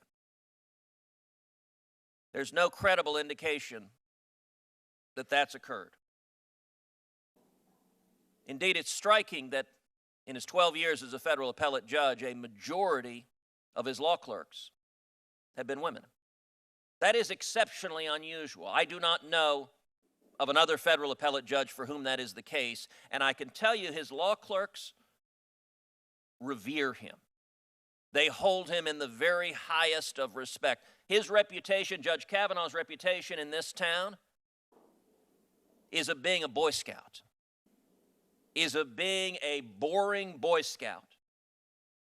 That's been his reputation for a long time. Now, some might say, well, gosh, in the press there have been these other sensational allegations. We've seen others that have popped up after this one. Well, I thought it was striking in yesterday's hearing that not a single Democratic member of this committee chose to ask about any of the other allegations. I think that indicates how little credibility there is behind those allegations. The one that is the most sensational, by the client of Mr. Avenatti, makes extraordinary claims which apparently our Democratic colleagues are embarrassed to say publicly, because they demonstrate that this has become a partisan circus. This is not about substance. This is about smears. Can I ask the senator if he could sum up?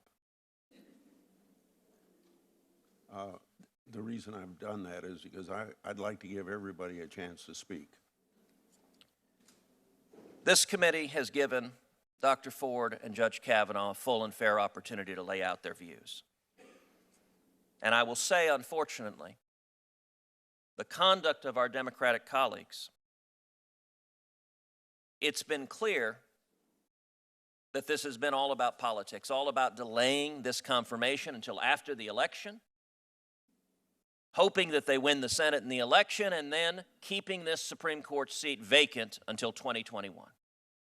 Every Democratic member of this committee, before the confirmation hearing started, said they opposed Judge Kavanaugh, before a single thing started. And not only that, this allegation, the ranking member of this committee had it in writing on July 30th. If on July 30th that had been reported to the committee chairman, this committee has a process to investigate it, that is confidential, that the FBI could have participated in investigating, starting back in July 30th, that we could have had a hearing that is closed, that is not dragging either of these individuals through the mud. That's the way this process should have worked. And the testimony yesterday from Dr. Ford is that the only people who had copies of the letter were herself, her lawyers, Representative Eshoo, and the ranking member of this committee. Dr. Ford further testified that neither she nor her lawyers handed the letter over. That leaves the only conclusion possible is that the letter was leaked to the public by either of the 2 Democratic members of Congress or their staff, or someone else to whom they gave it. If there are only 4 people that have it, and 2 did not give it, then the other 2 are the only possible sources. And that, unfortunately, demonstrates a cynicism, a willingness to smear Dr. Ford if it helps politically delay this nomination. I think we have an obligation to be fair, to be impartial, to listen to the evidence, to weigh the evidence. That's the right thing to do, and that's what I hope this committee does, and that's what I hope the full Senate does. Senator Coons.